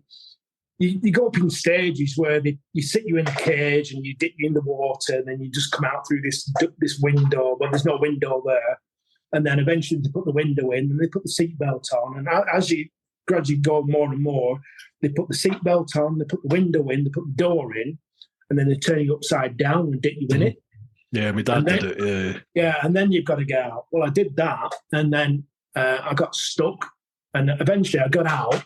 But then that bit where you think you're disorientated, I tried to come up, and I'm thinking, I can't swim. Anyway, I felt like blah, blah, blah, blah, blah. Anyway, they got divers and they pulled me up and they went, "What's wrong with you?" I said, "Well, I can't swim." He says, "Why didn't you fucking tell me that in the first place?" He said, "It's all right if you don't swim, just tell us." I said, "All right." I didn't want to say anything. I can't swim. I can't swim. Just told you. Yeah, so, that was one opportunity I wish I would have partaken. Maersk. I think that's it, Maersk shipping. Mm-hmm. I think it might be Danish or something like that. Yeah. So what was the opportunity then? So I didn't pick what the opportunity was. It's to work on a ship. Probably going between between Australia and Singapore. They got big places around Singapore and whatever else. I keep saying whatever else. Yeah. So maybe I wish I would have done that. I wish I would have took up rallying earlier as well. I was a big rally fan. Were you? Yeah. I remember rally cars. Yeah, rally cars. Yeah. Wow. My dad was big into rallying or watching rallies. We used to go around all the forests around Britain, even Scotland, with Kildare up around Scotland, and he was one of the first people with a video camera. You know, the handheld camera. Yeah. We used to. That was held up with a cord to your video recorder. You used to take the video recorder out of the house. It was that fucking big, honestly. How old are you? 106? Yeah. You just have to put a blanket over your head as well. Yeah, exactly. Yeah. and boom, boom, big flash. That's it. Yeah. But yeah, I used to walk around the forest with this bloody video camera, huffing and puffing. And I remember watching Colin McRae coming through Dolby Forest in Yorkshire, and it was his first Lombard RAC rally, and he wrote his car off right in front of us. Jesus. And me and him, we walked out the forest together. Did you? Yeah. I think he was only 17. I was younger than that. I might be about 15, something like that. He was one of my heroes, Colin McRae. I wish I'd been.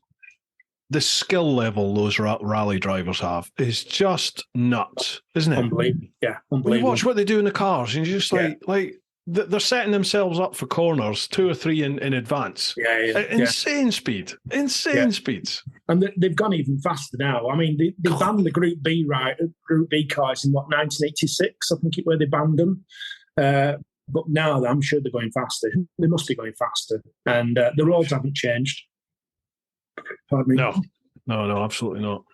I've been asked this question before, and it's the same for me. I don't like to have regrets, but I do wish I'd stuck at my rugby. I was just at the cusp of. I got a Scotland trial, didn't make it, and I basically just went to beer and birds after that. And I wish I'd stuck at it. I wish I'd just tried to see. And just to see what how far I could have got, what would have happened.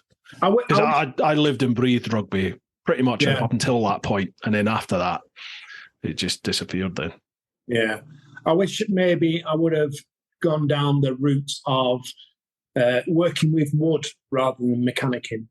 Oh wow! Yeah, I did wood turning when I was 21. It's never too late. Why couldn't you do that now? Well, it's I think it's gone now, the wood lathe. But yeah, I watched a guy who was like a local show, like a country show, and this old boy who wood turning. I was like looking at him, thinking, God, that's amazing.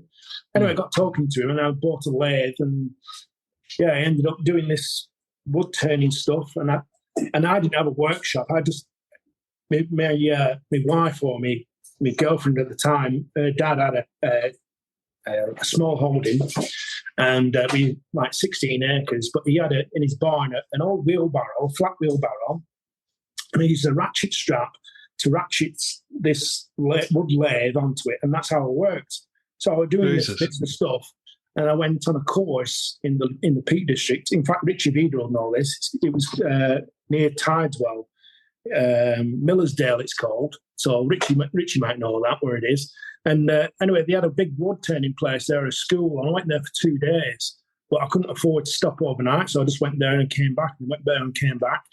And when I finished the course, I said, that's great. Can I go into the next class up? He says, no, this is the top class, this. He said, you're kidding. He said, no. I said, you've been doing stuff now that the experts have been doing. He said, how long have you been doing it? I said, well, I've been doing it 4 months. It's unbelievable.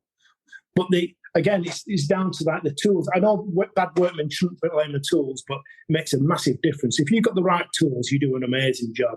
Mm-hmm. But anyway, I got a lung infection from wood turning without a mask. I wasn't wearing a mask. And even then, when I was an apprentice, like you get brake pads or brake drums, and we used to blow the brake dust out. Yeah. Used to get compressed air and blow it all out. Yeah. You know what I mean? You'd be big black plume of asbestos going around the workshop. Breathing it in, yeah. Yeah, my lungs are knackered.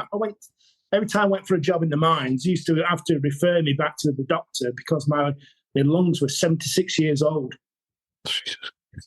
Yeah, exactly. And I don't even smoke. Yeah.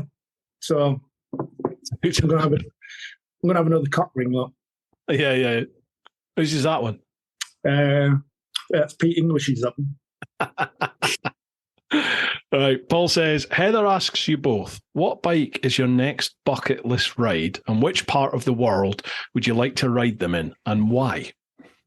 Thailand. All right. What would you ride there then? Bike-wise, what would you ride? Honda Placky. A what? Like a Honda C90 or something like that. Oh, okay. Something basic, absolutely. I love that series that Top Gear did with the old bikes going around. I think they were in Vietnam. Yeah.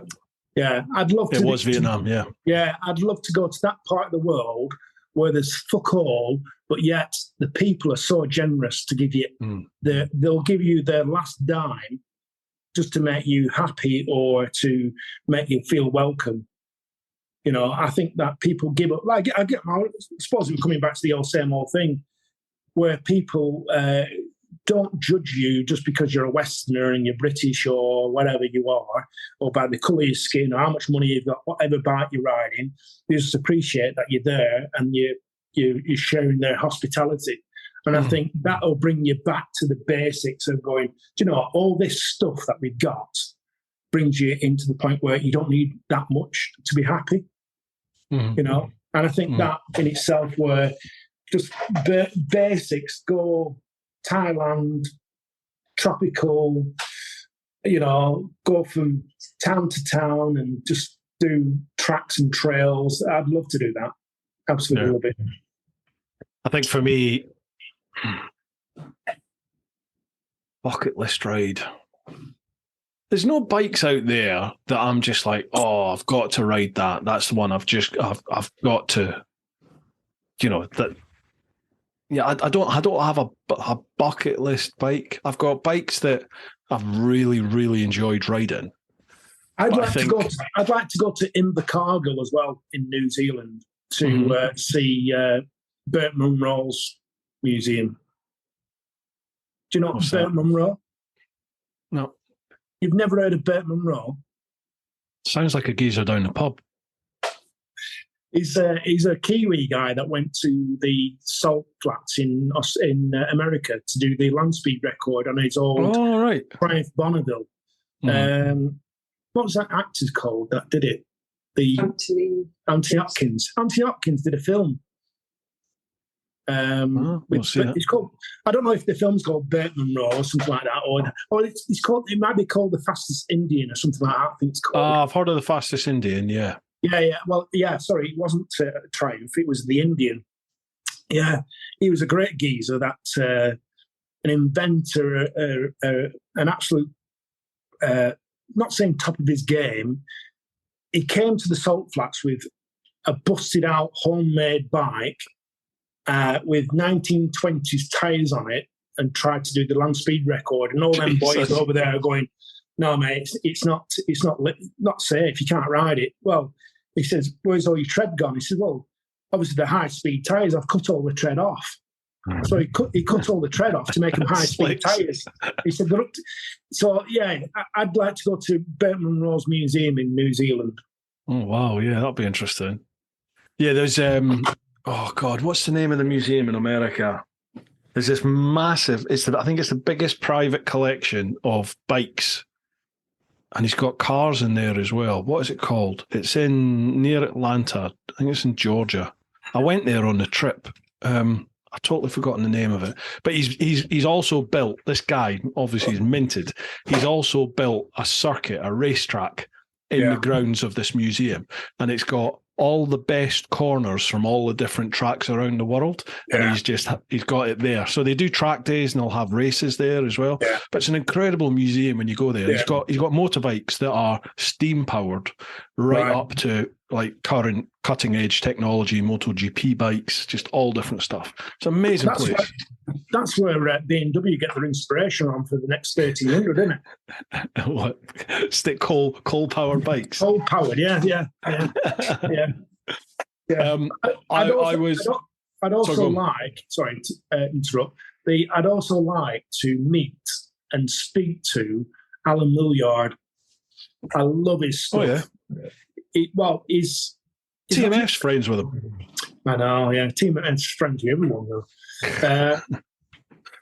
I'd love to just pick his brains and just listen to him. I think engineers like that are just like, not just out there, they're at a league of their own. They can turn a piece of shit into something that's absolutely mesmerizing to the guy where it goes, how the hell have you built that? How have you built something that's a big Japanese manufacturer will never ever touch, and yet you've made a 6-cylinder or a 5-cylinder out of like 2 engines and just like cut them in half with a simple handsaw, and then welded it, balanced it, engineered it. Unbelievable, absolutely unbelievable. You know, I'd love to meet that guy. I don't know enough about mechanics and engines to appreciate what he does, but I know from people who do, like yourself, when they talk about Alan, he is like this god of that niche, of that sector. Yeah, but I can't appreciate what he does because I don't understand the mechanics and the workings of the engines. So it's like, oh right, okay, yeah, you put a great big engine into that, right? Wow, cool. But I don't get the intricacies of it and how complex that is. The other guy I'd wish I'd love to have met, but I couldn't do now because he's passed away, would be Fred Dibner. Oh yeah. God, Fred Dibner is like my wife's Brad Pitt. She loves him. She loves that guy. All you need to do then is smear a bit of coal muck over your face. I know. Yeah. You'll be well there. Put some glasses on, I'll be there. Yeah, exactly. Yeah. I remember watching the footage of him cleaning Trafalgar Square. You know, when he goes up on the ladders, and they're literally, it's like wooden ladders, tied to Nelson's column with rope. Yeah. And he's in that boat we call a bosun's chair, where he slings a piece of wood down with two pieces of rope, and he's sat in this bosun's chair and he's swinging out to get around to the other side. You know, men like that. I mean, they're like proper men, aren't they? They're not like this. We're too much in cotton wool these days, aren't we? You know, to the point where you can't ride a bike without a fucking high-vis vest. I mean, fuck's sake. Never. I don't do that shit. No, I don't. The only time I do that is when I've got the vest of shame on. Yeah, well, I refuse to wear a high-vis vest. Absolutely refuse to wear it. So, I just don't see the point of it at all. Well, I do and I don't, but I just wouldn't wear it. But all this hypocrisy of like, you can't do this, you can't do that. What's happened to common sense? Do you know what I mean? Yeah, I know. Yeah, mate, I know. It'll come back because eventually society will... I think everything is cyclical, and I think we will hit the point where we'll just end up back to, you know, living in caves and hunting food and cooking off fires. I think that will happen at some point. Hopefully not for, you know, a millennia or so, but it'll happen at some point, and we'll just go through all this again. I think. Yeah. I think it can't. It just seems we're just living in insane times at the moment. It's just crazy. The common sense doesn't apply. I just no. I just don't get a lot of the thinking and thought processes that younger generations seem to have at the moment. It's just like it just doesn't make sense. A lot of the stuff that's going on. I hardly watch the news anymore. I don't watch it. I don't watch it. I mean, the majority of my intervention with news is YouTube. Or obviously the motorsport channels. BSB's on this weekend, isn't it? So yeah. I think I've recorded that. MotoGP. Rossi's gone now. I wish Jack Miller would actually come to the fore. I'd love for him to come through. MotoGP is quite exciting now. You know, there's a lot of contenders there, a lot of incredible riders who, to be honest, you know, are probably every bit as good as Rossi, if not better now, in terms of their skill level. Yeah. It's just, will they have the longevity that he had? You know, what did he get? 9 MotoGP titles? 9. 9, I think. Will anyone get that again? Even Marquez isn't competing regularly with. I know he's been injured and stuff. No, so was Rossi. Yeah, he's been plighted with the injury. But when I was in Australia, obviously Casey Stoner was at the fore with Ducati and Honda as well. And to be fair, I hated watching him because I thought he was a morning. Sorry to the Australian fans, but I thought he was a morning bastard, right? And also as well, the Australian. If there's an Aussie in like say, for instance, football, right? I never watched football, but there was a footballer in Everton. He was the only one that was probably in the whole of the Premier League called Tim Cahill, right? And you'll get the results from like what's happening in the English Premiership in Australia.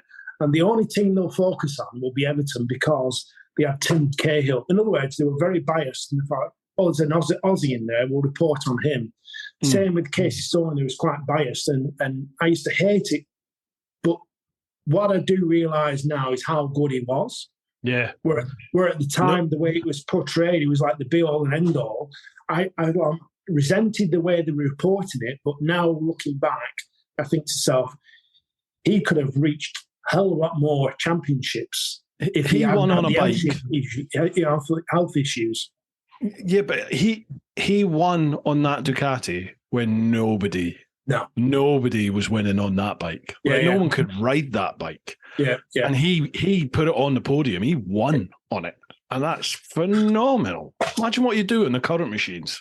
When he was younger, Casey Stoner, he was going through the national championships in Australia before he came to Britain, because he came over here in the road. Yeah, he spent a lot of time over here, didn't he? Yeah, and then he went to the Spanish championship. But prior to all that in Australia, he was winning everything to the point where he was like entering races in different classes, different sizes, and he was winning that much stuff that somebody pinched his bike, right?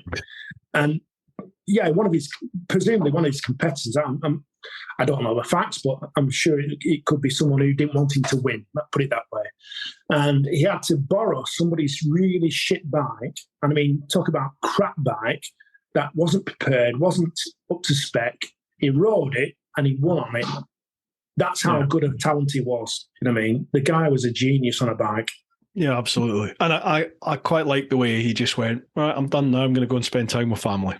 That's brilliant, isn't it? You know what I mean? Yeah. He's curtailed all the fame and he's gone at the right time. All right, I think you're gone a bit, maybe 2 or 3 years too soon, but he didn't stay on too long where he was getting, crap teams or, poor machinery, or you know what I mean? He was at the top of his game and then gave it up, we don't know what's going on in the background. There could have been family reasons. There could have been financial. There could have been business. He might have just not had the love for it anymore. So no, it was his health. Was it? Yeah. He had some sort of, I'd say, a disorder. I don't know what. I can't remember what it was. Oh yeah, it was like the fatigue thing. He was that's right. Knackered. That's right. And even today, he still suffers from it. He can't because when he finished MotoGP, he went into Aussie V8s. Oh, wow. He went Aussie V8 racing, but he just couldn't do it anymore. Oh, yeah. Right, dude, that's us finished the Patreon. I think there's one or two on Instagram. Have you got to ask 3 hours, man? We've been babbling shite. Jesus Christ. Sorry. Well, no, mate, don't worry about it. I could talk a chair arm to sleep. Sorry, mate. Paul also said, Heather's asked this, Paul's missus. For some reason, Heather's also asking, how do you stop the chaffing while riding naked? You don't need to answer that one. I just have one testicle either side. That's a vision for you. Sleep well, Heather. Yeah. Right. Cheers for all those folks. Thank you very much for the questions over on in the clan. Patreon.com/TeapotOne. We'll head to Instagram now, and we have 2 here. So there's loads, and if you've probably read the post yourself, Andy, but there's loads of people going, they're really looking forward to listening to it. Oh, good. But there's 2 actual questions people have asked. Steve Bolter 1. Could you ask Andy to retell the tale of the bouncing black dong which came off of the monkey bike? Or is this the one that you talked about with the police? No, this was another one. This was a guy that he put together this ride for monkey bikes, and I went along and I put because it had a sucker on the base of this dildo, and I stuck it on the front mudguard, and someone came past. I think it was Lee actually, or somewhere around there. And I came past him, and I was jiggling me steering from left to right quite harshly, and because the dildo's doing this, it eventually came off, and it hit the road and went bouncing down the road. And I had to go back. In fact, I've got another funny tale actually about that. This is better than that. the same thing happened. I had it on the front of the mudguard and it came off, but I didn't realise it had come off, right? And when I got to where I was going, it was over somewhere in Yorkshire, realised it had come off, thought, shit, I'll have to go back and find it. So I went back down the same road, and I'm glad, if you drop a wallet, someone's going to pick it up, aren't they? Mm. I'll tell you now, if you drop a dildo, nobody's going to pick the thing up. So I was almost guaranteed that it was actually going to still be there. And sure enough, it was. It was in the middle of the road, and I couldn't put it back on the bike because I couldn't guarantee it was going to stay. So I put it in my pocket. No. But because this is better than this. I put it in my pocket, my coat pocket, and I had to double it over to zip it up and put it in, right? But then I did some shopping in Sainsbury's in Colne, and when I bent down, this is true.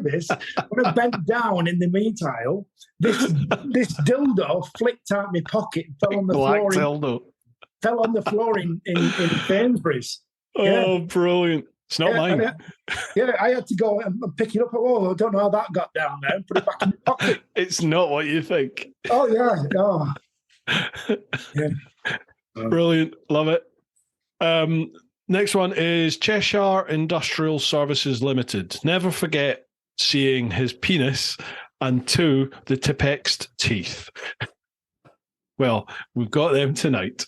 You're not getting the penis, though. No, you can keep that to yourself. I've still got this vision of your scrotum in my head for some reason. Right, that is us. That's all the questions. Over on Facebook, I think there was just people saying that they were looking forward to you coming on. So good. You're in demand, mate. You've been in demand. There's been people asking for you to come on for quite a while. So I'm glad we got the opportunity to talk. I appreciate you being so open and honest with us, mate. I really do. It's been really interesting to hear your story and find out a little bit more about you. Yeah, well, thanks very much. And thanks for all the people out there who are wishing us best. And I can't say whatever else because it irritates the arse of me when I say that. But I do appreciate everyone who does say hello, and it means the world to us. And I don't do this, to be honest, to make friends or try and be popular. It's just a case, it's an outlet. It's my way of actually either dealing with stuff. I mean, if I've got nothing to say, I won't do a video. Mm-hmm. And that's why I've been really quiet over this last few months. My mum passed away, I think, September or August, September last year. Oh, mate, and I had nothing really to say. So I sort of kept myself to myself. And I did videos, and I've actually deleted a load of stuff, only because it was all negative. I had that much negativity coming out, and it was just to get it out. But you don't realise whether or not it's good to put on air, so I've deleted it. You know what I mean? I don't want to come across as being an arsehole or negative. So things are picking up in the way I'm thinking. That's the biggest thing, to actually have the right frame of mind to do stuff. Totally. Yeah, totally. The weather's getting better, which is great. We've been out today on the bike, so whether it be the monkey bikes, which are hilarious, they're the best. Honestly, the best bike in the world, just to have some fun on. We've got roads around here where we are near the Trough of Bowland that are just idyllic, just suited to. We're probably about an hour away from the Lake District. We're half an hour away from the Peak District. We're in the Trough of Bowland. We're an hour away from Wales, very central. That's the other thing I missed in Australia. You don't have that. You've got to travel so far to get somewhere that's nice. Don't get me wrong, everything's nice. There's no question about it, but there's no Lake District there. There's, there is mountains, but how many thousands of miles do you got to go? Everything's such a distance, whereas you go, God, I just want to see a green field. You know what I mean? Mate, I totally get you. I really found I had a new appreciation for home, for the UK, after travelling, coming back, because we are very fortunate that on this wee island that we have, there are so many extremes of everything. You've got the mountains, but you've got flat ground, you've got rolling green hills, you've got the coast, you've got absolutely everything here. And it's as you said, within a day of driving or riding, you can pretty much cover north to south on this island. I'll tell you now, I know we're wrapping up, but I think the best thing ever I've got has been Kalimoto.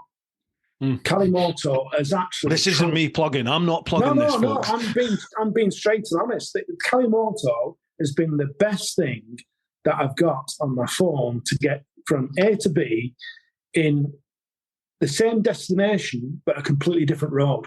Yeah. The amount of times I've gone down a road and thinking, this is a boring bloody road.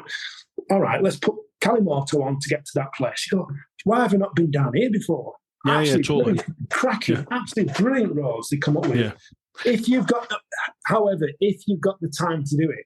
Absolutely. It's not the quickest. It's definitely not the quickest. No. That's not what it's designed for. No, it's not. I think if you can set yourself a criteria of a time and try and stick to that, or just be free, Kalimoto's perfect. If you want to get somewhere quick, then maybe do a section of it Kalimoto, and then you go, right, let's just get there from there to being quicker. Do you know what I mean? You've got to mix and match it. Many times we've abandoned going to Whitby, even though it's like, 2 hours away from where we are. It'll be like a 6-hour trip because Kalimoto's sending his ear there. And if you've got the time to do it, brilliant, absolutely cracking. And sorry, going off on one now, but my dad always said to me, why are you going to Australia? Because you've not looked around this country yet. How true is what he said? Because even only last week, we've been down roads that are new, and yet they're in our local area. Today, we've been down roads that are in our local area. Never been there. You're going, why have you not been here? Well, I've not really discovered it before. Simple as that. Amazing. Yeah. You take for granted what's on your back doorstep, don't you, a lot of the time? Yeah. So, yeah, absolutely. And if you want a 3 months trial of the full Kalimoto, drop me a line, folks, and I'll send you a code, and you've got a 3 month of the full premium features. There you go. There's a little plug for you. It's worth it. Absolutely worth it. I would highly recommend the Kalimoto. Absolutely. Nice. I'm glad you liked it, man. That's good to hear. Yeah. Right, before we go, Andy, stage is yours. If you want to plug your channel, socials, anything at all, feel free. It's over to you. Just Captain Pugwash Rides. Please subscribe. I'm at 660-something subscribers, which has been great. Like I said, I'm not looking for audience. It's an honest show or stuff I put out. I've just bought the new Honda Hornet, which is an absolute belting machine. Yeah, what a great bike. Crazy, isn't it, for the price? Crazy. Unbelievable. I was toying with the idea of having another scooter, which is like, 10 grand, 11 grand for a big scooter. This thing's 7 grand on the road, and I'll get more fun out of it as well. Oh, aye. Mm-hmm. So, and it's a proper bike. It's an amazing piece of kit. But there again, all new bikes now are really good. It's so difficult to say that's a crap bike. Mm-hmm. But yeah, Captain Pugwash Rides. Yeah, please subscribe. I'd like to get up to 1,000. That's all I'm looking for. If I can get up to 1,000, I'll be really happy days. I don't know what's going to come around the corner. We'll just take it month by month, and hopefully people will like it. And don't be afraid of actually saying, you know what, your stuff's crap. Yeah, fair enough. If you don't like it, you don't like it. If you do, happy days.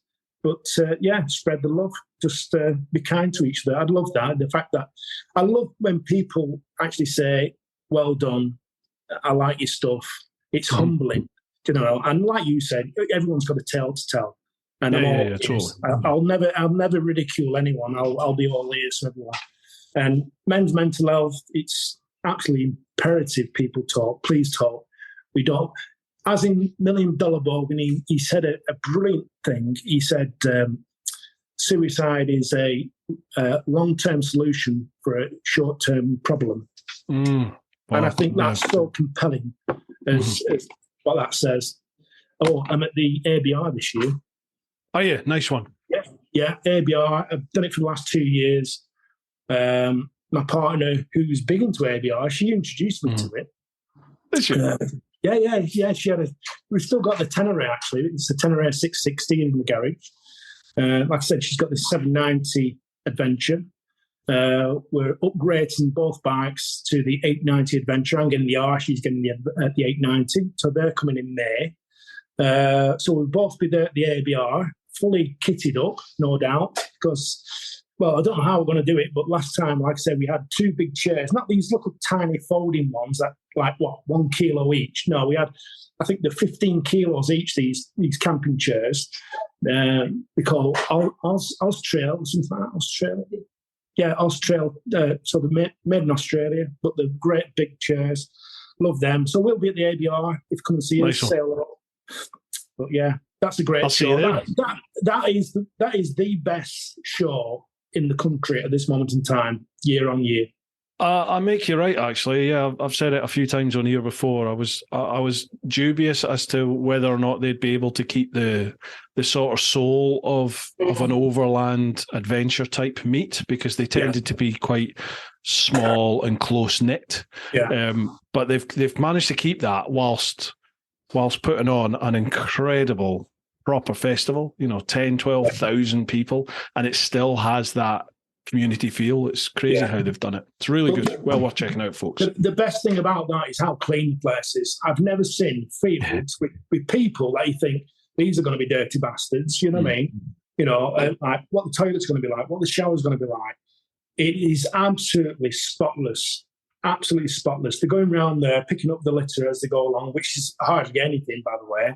But the venue is absolutely spectacular. It's lovely. Great place to be. I think I've got a discount code.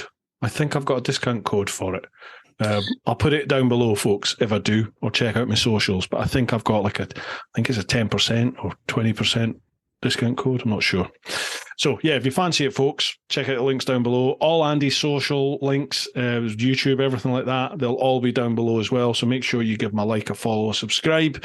Let's try and get him to the 1,000 and kick him on forward from that. Let's do what you can, folks. Yeah. Check it out anyway and let him know what you think. Andy, thank you very much for coming on, mate. Much appreciated. Really enjoyed it.